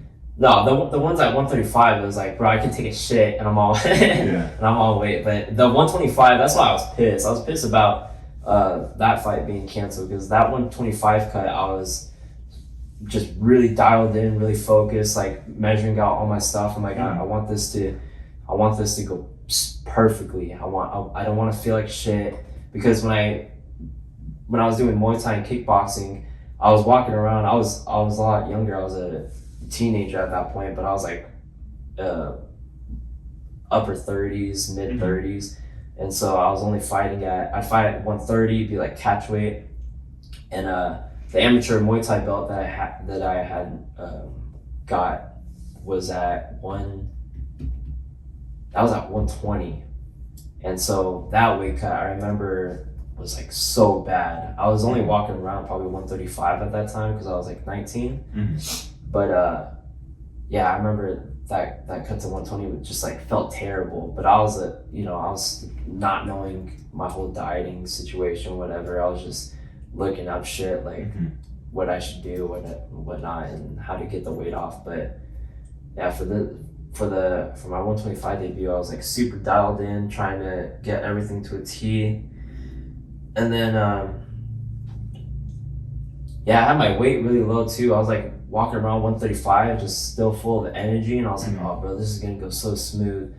And yeah, as soon as I heard it was off, I was like, fuck bro, because starting over that whole process again of not knowing when my next fight is, and then having to should I keep dieting, should I like chill up this weight, like I don't know, should I say okay, go back to I don't eat like shit. I eat pretty good for the most part. I have my cheat days, but I'm like, I still want to stay really low just in case, like something short notice, you never know. But yeah.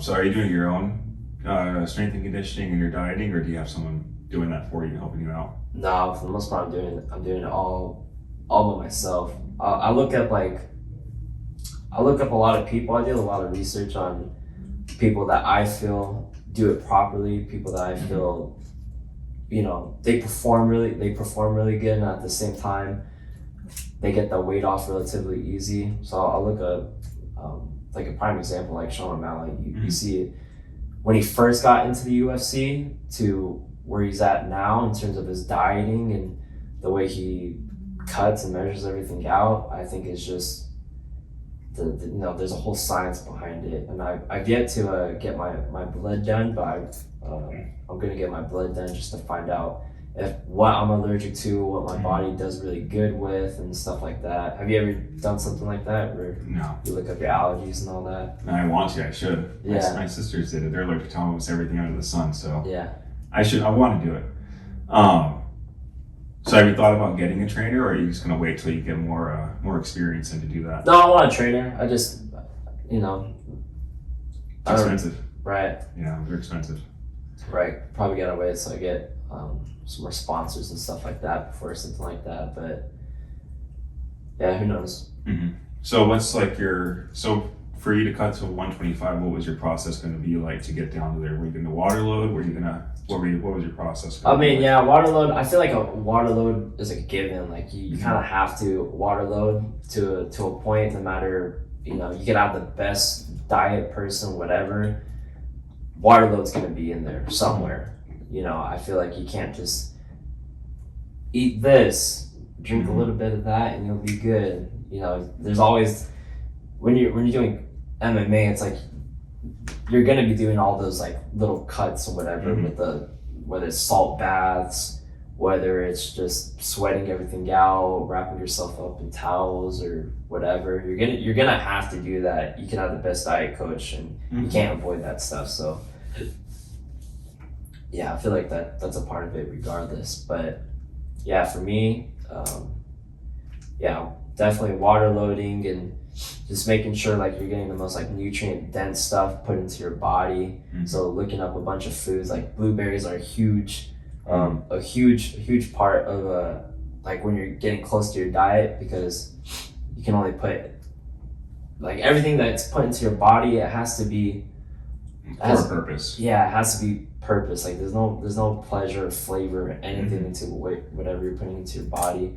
So there's certain foods that I looked up that do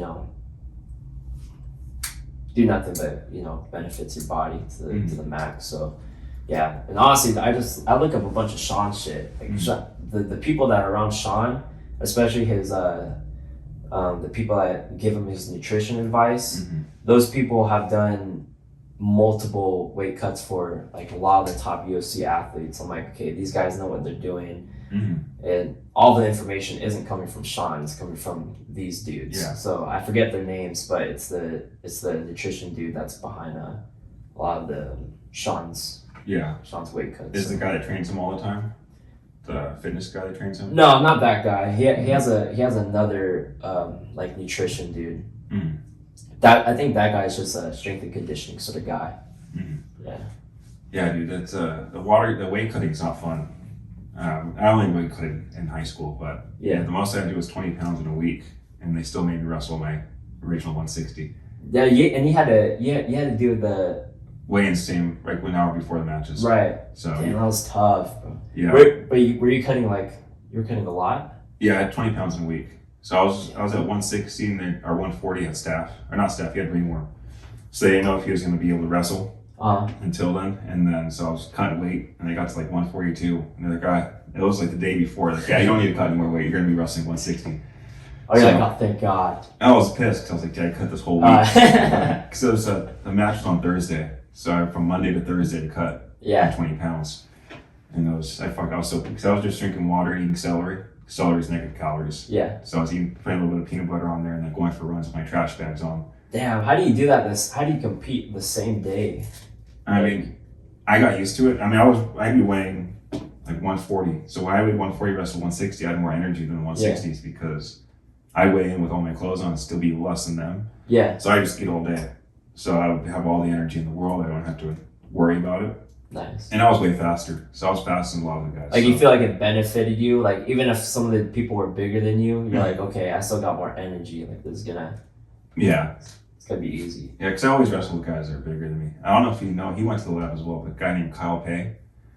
He fought out the lab for a while, and then he went to the military. Okay. But he trained, I was his wrestling partner, and he taught me a lot. He was always bigger and stronger than me, so. Nice. You know, I was just fortunate enough to have good partners, and then I was way underweight for the majority of my wrestling career, so I just gotta eat whatever I want. I'd be eating burritos while walking the weight line, weighing in with my burrito. Yeah. And still being underweight, so. Yeah, the weight cutting's not fun. You know, it's to get it dialed in, it's gonna take a while. Yeah, for sure. Especially, I know I've done jiu-jitsu tournaments where it's the same thing. You weigh in and then you compete, but I've never had to cut crazy weight like that and compete at the same day. Like, usually if I did a jiu-jitsu competition, it was like, it's at a weight I'm usually walking around at, maybe a pound or two less, and then I just like drink a little bit of Pedialyte, some water, and I'm all good to go. But yeah, there's some dudes that I know that like just cut like crazy for like a jiu-jitsu tournament. I'm like, what? I'm like, why? I mean, jiu-jitsu is supposed to be the smaller dude. If you have better technique, can beat the bigger guy. Just like, have you seen the Demetrius Johnson one? That's what I was gonna bring up next. Yeah, DJ dude, he walks around probably the same weight as you do. Yeah. Maybe a little heavier, and the dude he was rolling with was close, 260, 270 maybe, 280. He was fucking big ass dude. Yeah. And DJ fucked him up. Well, not really fucked him up, but he showed the little man could win. Yeah. It was Guy though. Yeah, Guy's a different story. Guy's pretty tough because have you seen the videos of like Dustin Poirier rolling with? He's a strong man. What's his name? There's Shaw. I think it was Brian Shaw or Bjorn Johnson. It was one of those dudes. But he was rolling with one of them, and he like took the dude's back pretty easily and like choked him, whatever. And then they're like, okay, let's do a situation where you're on your back, and the strongman guy was just on top of Dustin, and they're like, okay, go. And just the dude's like weight alone, Dustin was just like, fuck, bro. Like, he had to tap just from like his body weight. Like, bro, there's no way. Like, this dude's. So I'm like, and that was no-gi. I'm like, it's a different story when you have something to like grab and like help you sweep somebody with, and or you gotta rely on their body weight and your body weight. I feel like it's a different story. Yeah, Guy's not my favorite. Dustin Poirier? No, I said Guy. Yeah, Guy. Oh, I love Dustin Poirier. I was gonna say, I was like, bro, he's a beast. Yeah, I wanted him to win. I was so upset that he lost. Yeah. Oh, that Darce was fucking quick. Yeah.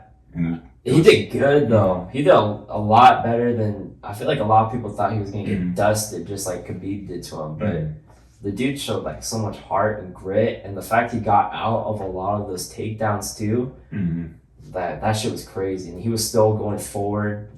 Yeah, he started getting the momentum started shifting to his way, and you know, he one little mistake, dude. Yeah. And at that high level, dude, one fuck up. Yeah. Which is so fucking crazy, dude. Like just especially that takedown that Islam hit, he just got the foot and just like swept his ass, and then went straight to the back. And I think Dustin, because it wasn't a full in lock darce either. It was a short darce. And I'm like, usually a short darce, I feel like there's not as much pressure, as definitely not as a fully locked in darce, but just that the fucking strength that those dudes have and the amount of pressure they can give from a little short darce like that.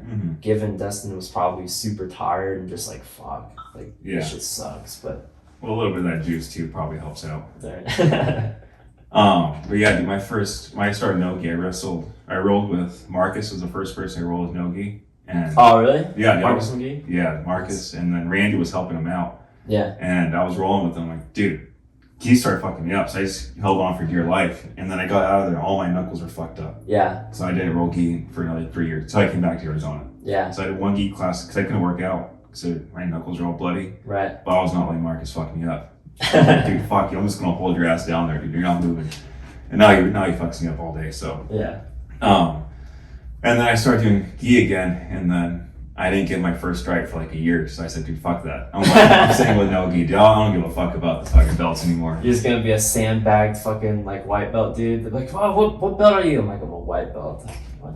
Fucking hell. Yeah. That's not true though. A lot of no gi guys that are still like blue belts. Like, I don't know how deep you fall into the no-gi or jiu-jitsu scene, but you know who Cole Abate is? Not really.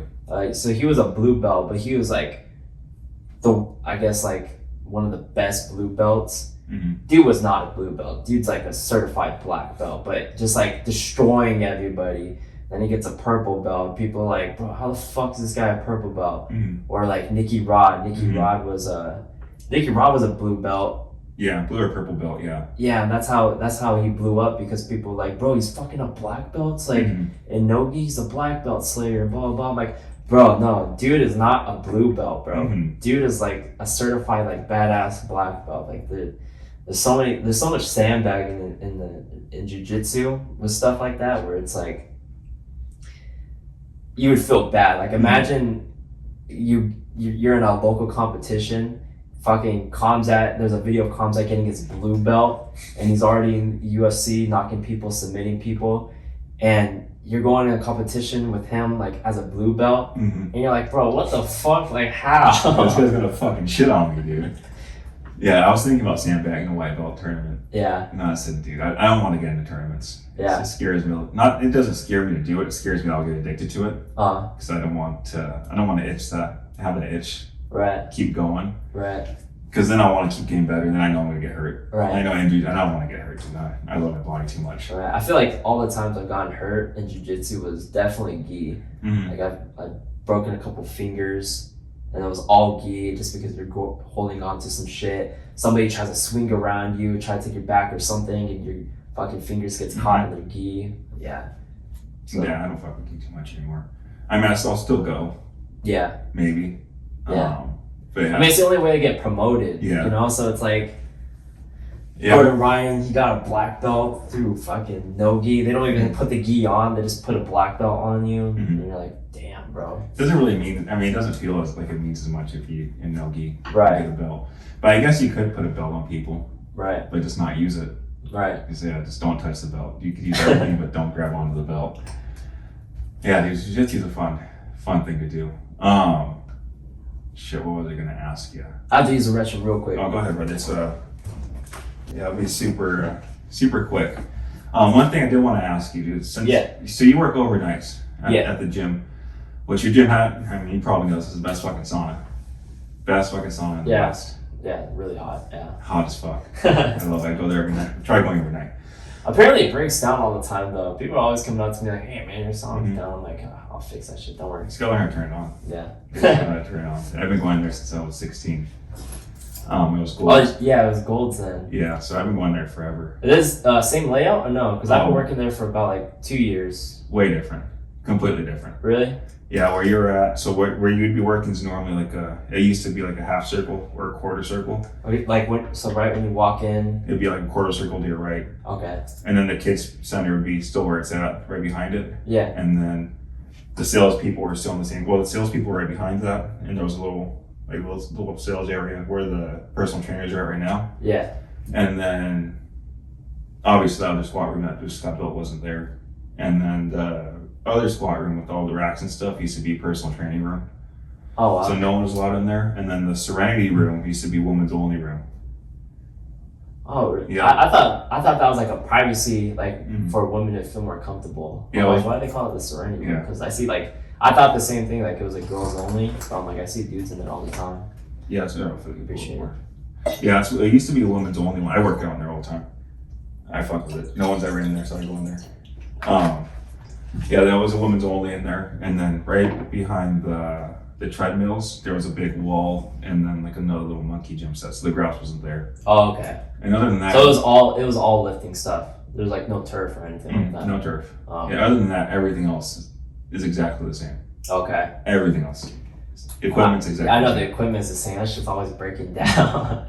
The only thing that's changed up once was the leg section. Yeah. They just had more stuff facing the mirrors. That was about it. Other than that, Okay. other than that, everything's the same. Okay. But what's like your schedule like? So you work overnights. I don't know what time you go in. I know you get out at 6 a.m., but I don't know what time you go in. So 10 p.m. is when I go in. So pretty much like my day to day is start from like going to work. So go to work 10 p.m. to 6 a.m. Get out, eat breakfast, and I try to go to sleep as fast as I can. Mm-hmm. So I'll try to go home really quick, shower, whatever, eat something really fast, try to wind myself down just because it's tough, like especially when the sun is up, you have to, I have to be in like a state where I'm just like really exhausted and tired. So I'll get home and I'll usually eat first and then shower, hot shower will wind me down a little bit. And then I did get blackout curtains and all that stuff, but even that shit sometimes just doesn't help. So it's to the point now where I have to have the mask, I have to have the earplugs, I have to have the curtains, like, and my neighbors, they just got these fucking little dogs, bro, like a little Yorkie, and it just barks at every little thing. And I was like, bro, I can't. Mm-hmm. I'm like, so that's why I got the whole earplug thing. But yeah, so probably be fully asleep around 8 o'clock. And then I get at least a good 6.5 hours of sleep. I have to wake up around 2:15 just to get ready for the team practice at 3.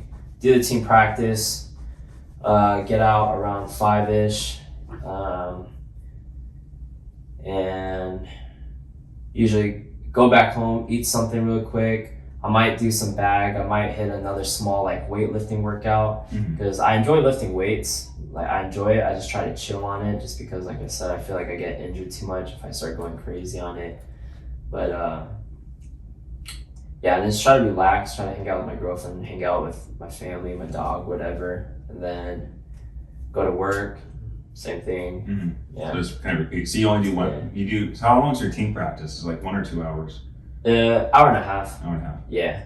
Do you try getting in some other classes in throughout the week, like normal, like skill based, or do you do privates? Oh yeah. No, I'll do the. I've been doing recently the morning practices with Randy, or I'll hit mitts with Rob, but yeah, Randy's morning practices have been helping out a lot, especially because you get a good sweat in, but they're not so taxing on your body. Like you're not sparring anybody. You're doing like drill work with another person, or it's like some bag work or something like that. So yeah, because I'm like, yeah, it's tough. You don't want to beat your body down like all the time because the team practices get real tough, especially like the wrestling practices. We call those like deep water Tuesdays, where it's just like you go in there, the mats are just puddles of sweat, and then the next day is sparring. So it's like, fuck, after a tough practice like that, you gotta have to spar the next day, and then Thursday's more technical. It's a lot more not relaxed, but it's a lot more technique based. It's more slowed down. You're kind of focusing on just drilling and stuff like that. And then Fridays, I'll do the open mats on Fridays, which are more like competition kind of rounds. And then Saturdays, more sparring. So it's like, I don't know, you have to have like a good, like your body's going to be sore regardless. So you kind of have to not go at your own pace because you want to push yourself, but you have to find a fine line between like overtraining, which I don't think you can necessarily overtrain. I think you can impact your body too much in terms of like, I feel like overtraining is if you're like doing too much competition rounds, too much sparring. Like that to me is overtraining because it's nothing but impact. Like you're getting hit or you're hitting somebody back, and it's too much impact on your body. Where hitting the bag or just doing some flow rolling with somebody or just doing some mitt work, like it's no impact. Your body's not taking a toll. Your body's just getting sharper. Your mind's getting sharper. So I don't think overtraining is necessarily a thing. I think you can just over impact your body, but the whole overtraining, it's not real because you can still do stuff where even if you're a little sore, it's okay because you can still do things where it's more light on your body. You look at like the top dudes of whatever sport they're in, they just know how to kind of play around with that whole system. Like dudes like Gordon Ryan, like John Danaher. I saw an interview of him and he was talking about his mindset on overtraining, and he's like, my guys, and it's like fucking Yoda, like my guys, they train every day. 365 days a year. Yeah. But no, he talks about it. He says all of his guys, Gordon Ryan, all those dudes, they train every single day. And you're like, well, how the fuck can you train every single day like that? And they're like, you just gotta know, like, you gotta know when it's time to go hard. You gotta know when it's time to just flow. You gotta know when it's time to just technique and drill.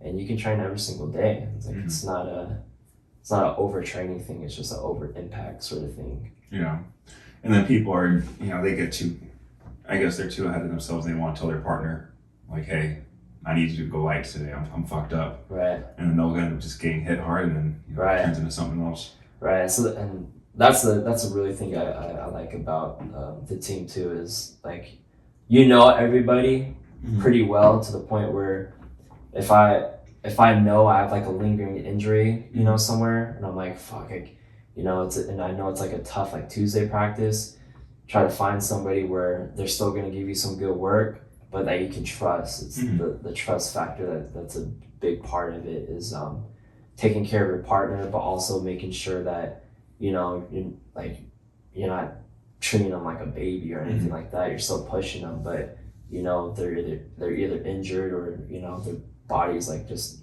fatigued, and so trusting in your partners for sure is a big thing. Yeah, dude, the lab again. I love the lab. Lab's my favorite gym. I've gone to a lot of them. Yeah. And especially, I don't go to ones that don't have showers anymore. So if they don't have I don't know how that works, bro. I'm like, I'll see people like walk from the gym like after practice straight to the car. I'm like, bro, I'm like, brother, Yeah, wrestling scared the shit out of me, dude, because staph infection and then ringworm, dude. Everyone get ringworm. Like, dude, fuck that, dude. I don't want that shit. Bro, when I was at Jackson Week, that was the only time I ever got fucking...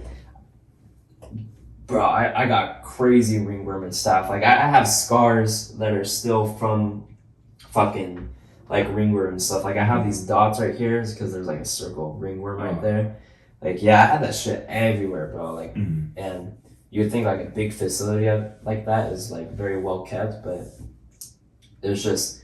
people coming, like, no respect, like, you never put your shoes on the mats. Some people don't give a fuck. Some people coming in, like, family members that don't know any better, or, like, just random people coming in, like, wanting to check out the gym, stepping on the mats with their dirty shoes and shit. And like, bro, what? Like, that's probably how that stuff happened, but, can never be at a gym like that. Yeah, dude, without getting back to the people not showering, I think it's disgusting. You're letting all that shit just marinate. Yeah. Ugh, dude. Yeah. Shit, just off of that, I forgot what I was gonna ask. I started thinking about the fucking ring. That shit's fucking disgusting. Where'd you get it at? I got it one time. I think I got it one time in my arm in high school. Then I got it again when I went to a different gym. Sometimes people don't even notice either, which is kind of crazy. Like I've gone with people where they'll have it on the back of their neck, and I'll fucking take their back and I'll be like, bro, I'm like, you got ringworm on your neck. They'd be like, what? I'm like, yeah, bro, you got ringworms. Like, oh fuck. I'm like, and then you're kind of fucked. Yeah. Oh yeah, I know where I was going. So it's kind of funny because you're talking about people walking on the shoes with their mats. Yeah. On the mats with their shoes on. Yeah.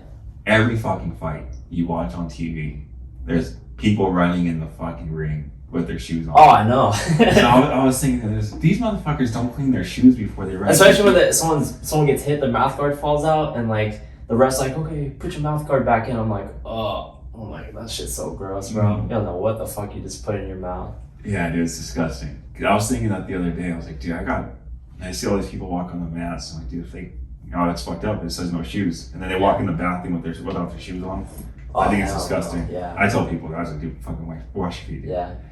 Because sometimes you get little kids that run in there too, and they don't know any better, and you're just like, oh, bro, like, you need your parents to tell you, fucking put some shoes on, bro. Yeah, it's more nighttime classes. I don't deal with. I like to go in the morning. Yeah. But yeah, dude, it's just kind of weird that no one says anything about the shoes being worn in the ring. Yeah. The mats. Yeah. Because the trainers are all running in there with the shoes on. The referees are all in there with their shoes on. Yeah. And these people are wiping their face, their blood all over it, open wounds all over the mats. Yeah. Yeah, I don't know. Maybe Dana should look into that. That's true. A lot of people too. Like I hate when a fighter loses. Like the dude. Do you know the guy that Dustin Poirier knocked out last before the fight? Yeah, he was talking about he had a staph infection before the fight, and I'm like, damn, bro. I'm like, how are you gonna, you can't take the fight knowing you have something like that, and then be like, oh, I lost because of this, or I was on antibiotics and blah blah blah, and I'm like, bro, you took the fight, and I don't know. It's the same thing with, I don't know your views on Ryan Garcia, but the same thing with Ryan Garcia. The whole like he missed weight sort of thing, whatever. I know he got caught for what did he get caught for? Yeah, I know he got caught for that too. So I mean, that was pretty dirty of him. If like it was legit, or if the boxing commission just wants to go after him, whatever. I don't know which side is right, but the whole like weight difference thing where Haney's like, oh, he missed weight, like, or he said he's gonna give me X amount of millions. All right, I don't care. We're still fighting. And then like before the whole Washington thing came out, he's like, yeah, the weight difference was a big thing. Yeah. I'm like, bro, you took the fight, bro. You can't take the fight and then talk about the weight difference and all that. Yeah. Yeah, that fight was.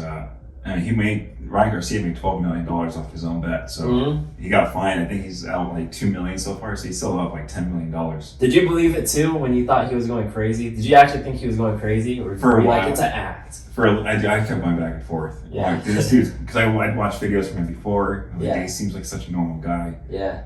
And then like, did fame gets this kid? I was like, I fucking hope not. Yeah. And I watched him on PBD Patrick Bet-David show, and I was like, dude, this guy's fucking eating food, being so disrespectful. Right. It's like, dude, maybe he's a good actor. Like I'm like, okay, either he's crazy or he's a fucking crazy good actor. And it turns out he's just a good fucking actor because he was on that whole the Bobby chick. You see that interview? I didn't watch that one. No. He was like just doing random shit. Like she would have energy drinks. He was like drinking an Alani and shit like that. Like a couple of weeks out before for the fight, and just like acting all crazy, just like. I'm like, damn, this kind of seems like his personality, but like, I don't know. I wonder if he thought it was going to be his last boxing fight, because he wanted to skew the odds so badly that he's going to bet on himself and make $12 million when he fucks up Devin Haney. I mean, that could probably be a way, because I don't think he's going to be fighting. He's suspended for a year regardless from actual fighting or boxing, until the Saudis buy everything, dude. Saudis, the guy from Saudi Arabia wants to buy, the Sheiks want to buy everything. Yeah. They want to buy all the boxing. I think they should for boxing. Boxing would be really fun to watch if there's just so many times where people get screwed over and it just makes you not want to watch it. Like it happens in the UFC sometimes. You get pissed. You're like, bro, how could a judge score, that to this fighter? Like that's fucking crazy. But when it comes to boxing, like it's so lopsided Mm-hmm. where it's like, bro, okay, like it's dirty money. It's like, yeah, it's totally flipped. Well, even the fighters themselves, like they get brought up with such easy fights. Like when Right. you go to MMA, like it's like more of a man. Boxing is a man sport, but Right, MMA is a real man sport. You're gonna be put to the ringer. Your first fucking Right. fight, they're gonna see if you're even worth it. right, And then you go. I mean, Bo Nickel, I guess, is getting an easy treatment, but everyone he's fighting is an elite guy. They're right. still good people. He's just way better than them. Even his last fight, the dude that they thought he was just gonna totally just wash over, ended up like, Mhm. you know, Put up a good stuffed a lot of the takedowns, and then over time, Bo Nickel just was pursuing it nonstop. But Mhm. yeah, I'm like, UFC, there's no easy fights. Like, there's no fucking way. Like, even You can't be brought up. unless you're fighting, who's that WWE guy that Oh, CM fuck. Punk? Yeah, CM Punk came in for 1 or 2 fights. I mean, yeah, that was definitely an easy fight. That's a Besides sad fight, that, yeah. yeah, They probably, yeah, that's fucked up. He shouldn't have fought. He tried pulling a Brock Lesnar. yeah. Like, bro, you can't learn MMA in like a couple months, bro. Yeah, There's no way. there's no way. But yeah, let's wrap this thing up. We've been doing for over 2 hours now. So That's crazy. where can they find Oda Fit? You can find Oda Fit on my Instagram at Oda Fit Co. That's Instagram. Then you can find the website odafitclothing.com. Nice, dude. Yeah, dude, you got some sick gear. Appreciate I like it. it. Yeah, dude. When are you fighting? I know you're telling me about you might fight next month. You have a fight coming up? That one's the one for the July 12th, the LFA one. That's already a done deal. So yeah, I think the next card I'm gonna be put on is probably the rough card for August. So that's in a couple weeks. Mm-hmm. So yeah, who knows if there's something short notice. That's what I'm saying. I'm like just kind of keeping my weight really low because you never know. Like anything last minute, just trying to rack up some wins, get that experience in the cage, everything. But I've yet to get hit enough in an MMA fight yet, so I'm gonna try to keep that streak going. But Yeah, less than 2 rounds, dude. Your first fight, you fucking cleaned the dude out. Yeah. Hit him with that. So are you southpaw? Or you switch? I started southpaw, but yeah, the gym I came from is strictly like a Muay Thai kickboxing, like one stance only, no stance switching, like that's not a thing, no TJ Dillashaw bullshit, whatever, blah, blah, blah. But then you get into MMA, you can't just be one stance, you're gonna get fucked up, especially like, let's say those calf kicks, which are blowing up right now, you get kicked in the calf, you're forced to switch a stance that you're not used to, you're gonna be fucked. You have to learn how to do both stances in MMA. So yeah, I started off southpaw, but as soon as I left my Muay Thai gym and I started doing like more MMA stuff, I started doing a lot more orthodox and getting comfortable with both stances and stance switching and all that stuff. So yeah. Dude, I saw you clip that dude with the fucking straight left. Yeah. Dude, fucking bullet, dude. If I knocked his ass straight out, another dimension, bro. Yeah. So I'm hoping I can just keep getting some first round finishes and then get noticed. Yeah. Yeah, everyone at the gym was because I went in the afternoon. Everyone was watching your fight. Everyone was showing everyone. Oh, really? Yeah, all the workers were like, "Hey, dude, look, Anthony fucked him up." Man. So I was walking over their shoulders like, "I fucked him up." Yeah, I didn't even know that. Yeah, all the sales reps were showing each other. Nice. They're going all around showing all these other people. Yeah, it was cool to watch. It's cool to see. Appreciate it. All right, dude. Pleasure having you on here, man. Thank you for coming on. Thank you. This is sick. Thank you, man. I appreciate it.